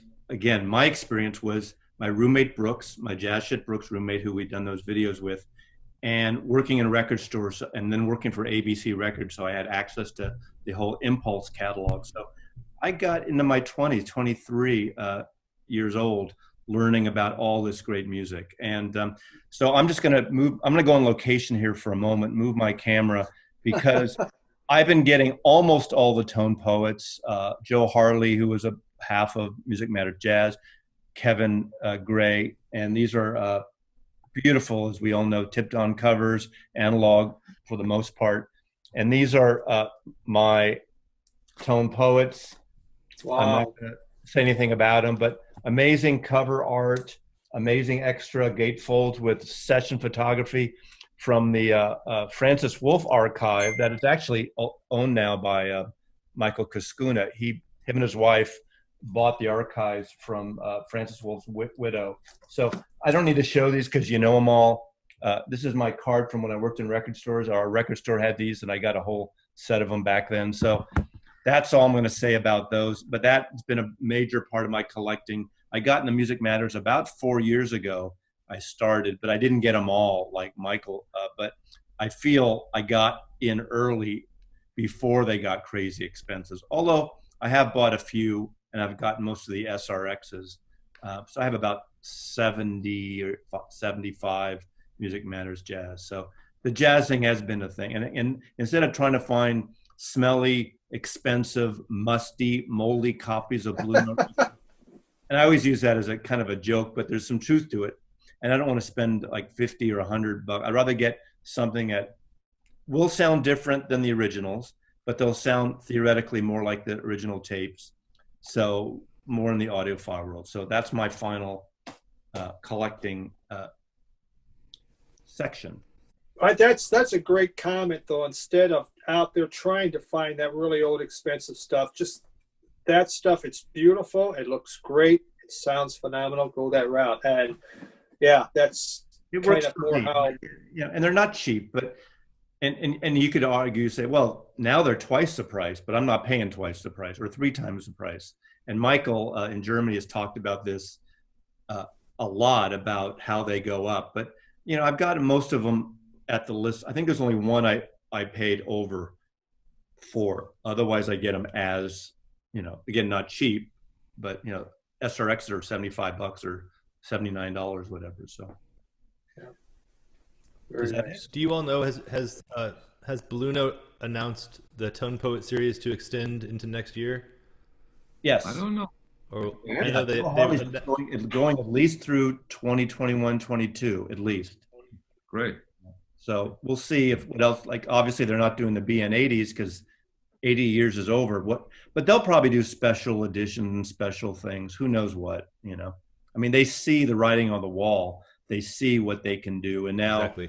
with all these other things. Should we hold? Why don't we all pick a record, hold it up for our that we can use for our screen grab? Something that graphically works within your frame, that represents what you just showed. And this is a behind the scenes because everyone else is seeing this right now, even though we don't know what it's going to be. You guys know more because you saw it. Oh wait, oh, gosh, hold on, guys. Michael. Let's go with this one. Yeah. Get a little glare. Can you pull your record back a little bit, Mr. Carlson? Yeah. No. Yeah, perfect. Ooh, Julie London. Freeze. Where does she suddenly come from? Okay, I think that works, right? Okay. So, my final words. Michael in Texas showed the Mosaic box, and yet again, I'm influenced by the VC. And this influence from the VC in the last couple of months, maybe a year, is so huge. I don't know if I have ever been so influenced by a single medium like the VC. This Mosaic box, when we have done this video, the next thing I'm opening Discogs and we'll look up that Mosaic box. I'm 100% sure. And that's because for my final words, I take an example from nowadays. And that's what influenced me the most nowadays. Mazzy's video, Michael, Steve, and a lot more channels. They are really influential. And the music industry has to think about the VC, I think, because some of those channels are quite important as information sources, I think. And they are very, if you know them, they are very reliable information sources, more than a lot of those newspapers and magazines who are sometimes biased, I think. So I hope people made it to the end to hear that from you, because this is almost 2 hours, I think, this time. Really? Push for an hour. So you're gonna have to fix your Dropbox thing, because I might have to go Dropbox here. But this is, I love you guys. I love doing this. I love learning about music and all the other men and women in the vinyl community. I've learned. Matthew, I told you once, it was so lonely as an audiophile over here in Germany before I all met you. Well, that's the thing. I love that I have a big collection. I'm able to show my collection. And every time I do those whack-a-moles, I listen to almost every time after I listen to those records. So those are records that I maybe haven't heard in a while, and I pull them out, and it's random for me, and I can knock it off. And shit, if I don't know about it, I make it up, and nobody knows the difference, except there's always someone who does actually in comments. But it's a fun way to pull from your collection, and especially when I was able to have the luxury to have guests over to do that. I love when I have guests pulling records to listen to, because I'm curious. I like all the music because it's there in theory. it's nice to have someone else. I wish you could all come here for a whack-a-mole sometime, but It would be great. Yeah, and it's, I mean, kind of echoing on what everyone's already said, just the communication, just in the comments alone. Every video I watch, I look at the comments, or every video I make, someone's suggesting something or commenting something I had no clue about. Every time I watch Michael's video, my bank account goes a little lower. You know, there's, no, I'm just kidding. But I'm saying, you know, there's so much community. It's a vinyl community. Like we're all in this because we love music, and we love listening to music, and we love discovering music, and it's just such a beautiful thing that, you know, a few years ago I didn't even know existed. So now here we are. that's funny. I have this, like, I don't know if it's a superstition, but it's not a superstition. But I can't say hi, hello, VC, and I know Michael and you guys say that. I got to say vinyl community. I got to say the whole thing, because also I'm thinking that there's a lot of people stumbling across here, like they say, what the fuck, excuse me, is VC? I didn't know for like 6 months what VCLT meant. You know, I thought it was that panty line that women have on their, you know, underwear or something. Isn't it something like that? VPL, visible panty line. That's a Woody Allen. Messy. No, I got to go there. Yeah.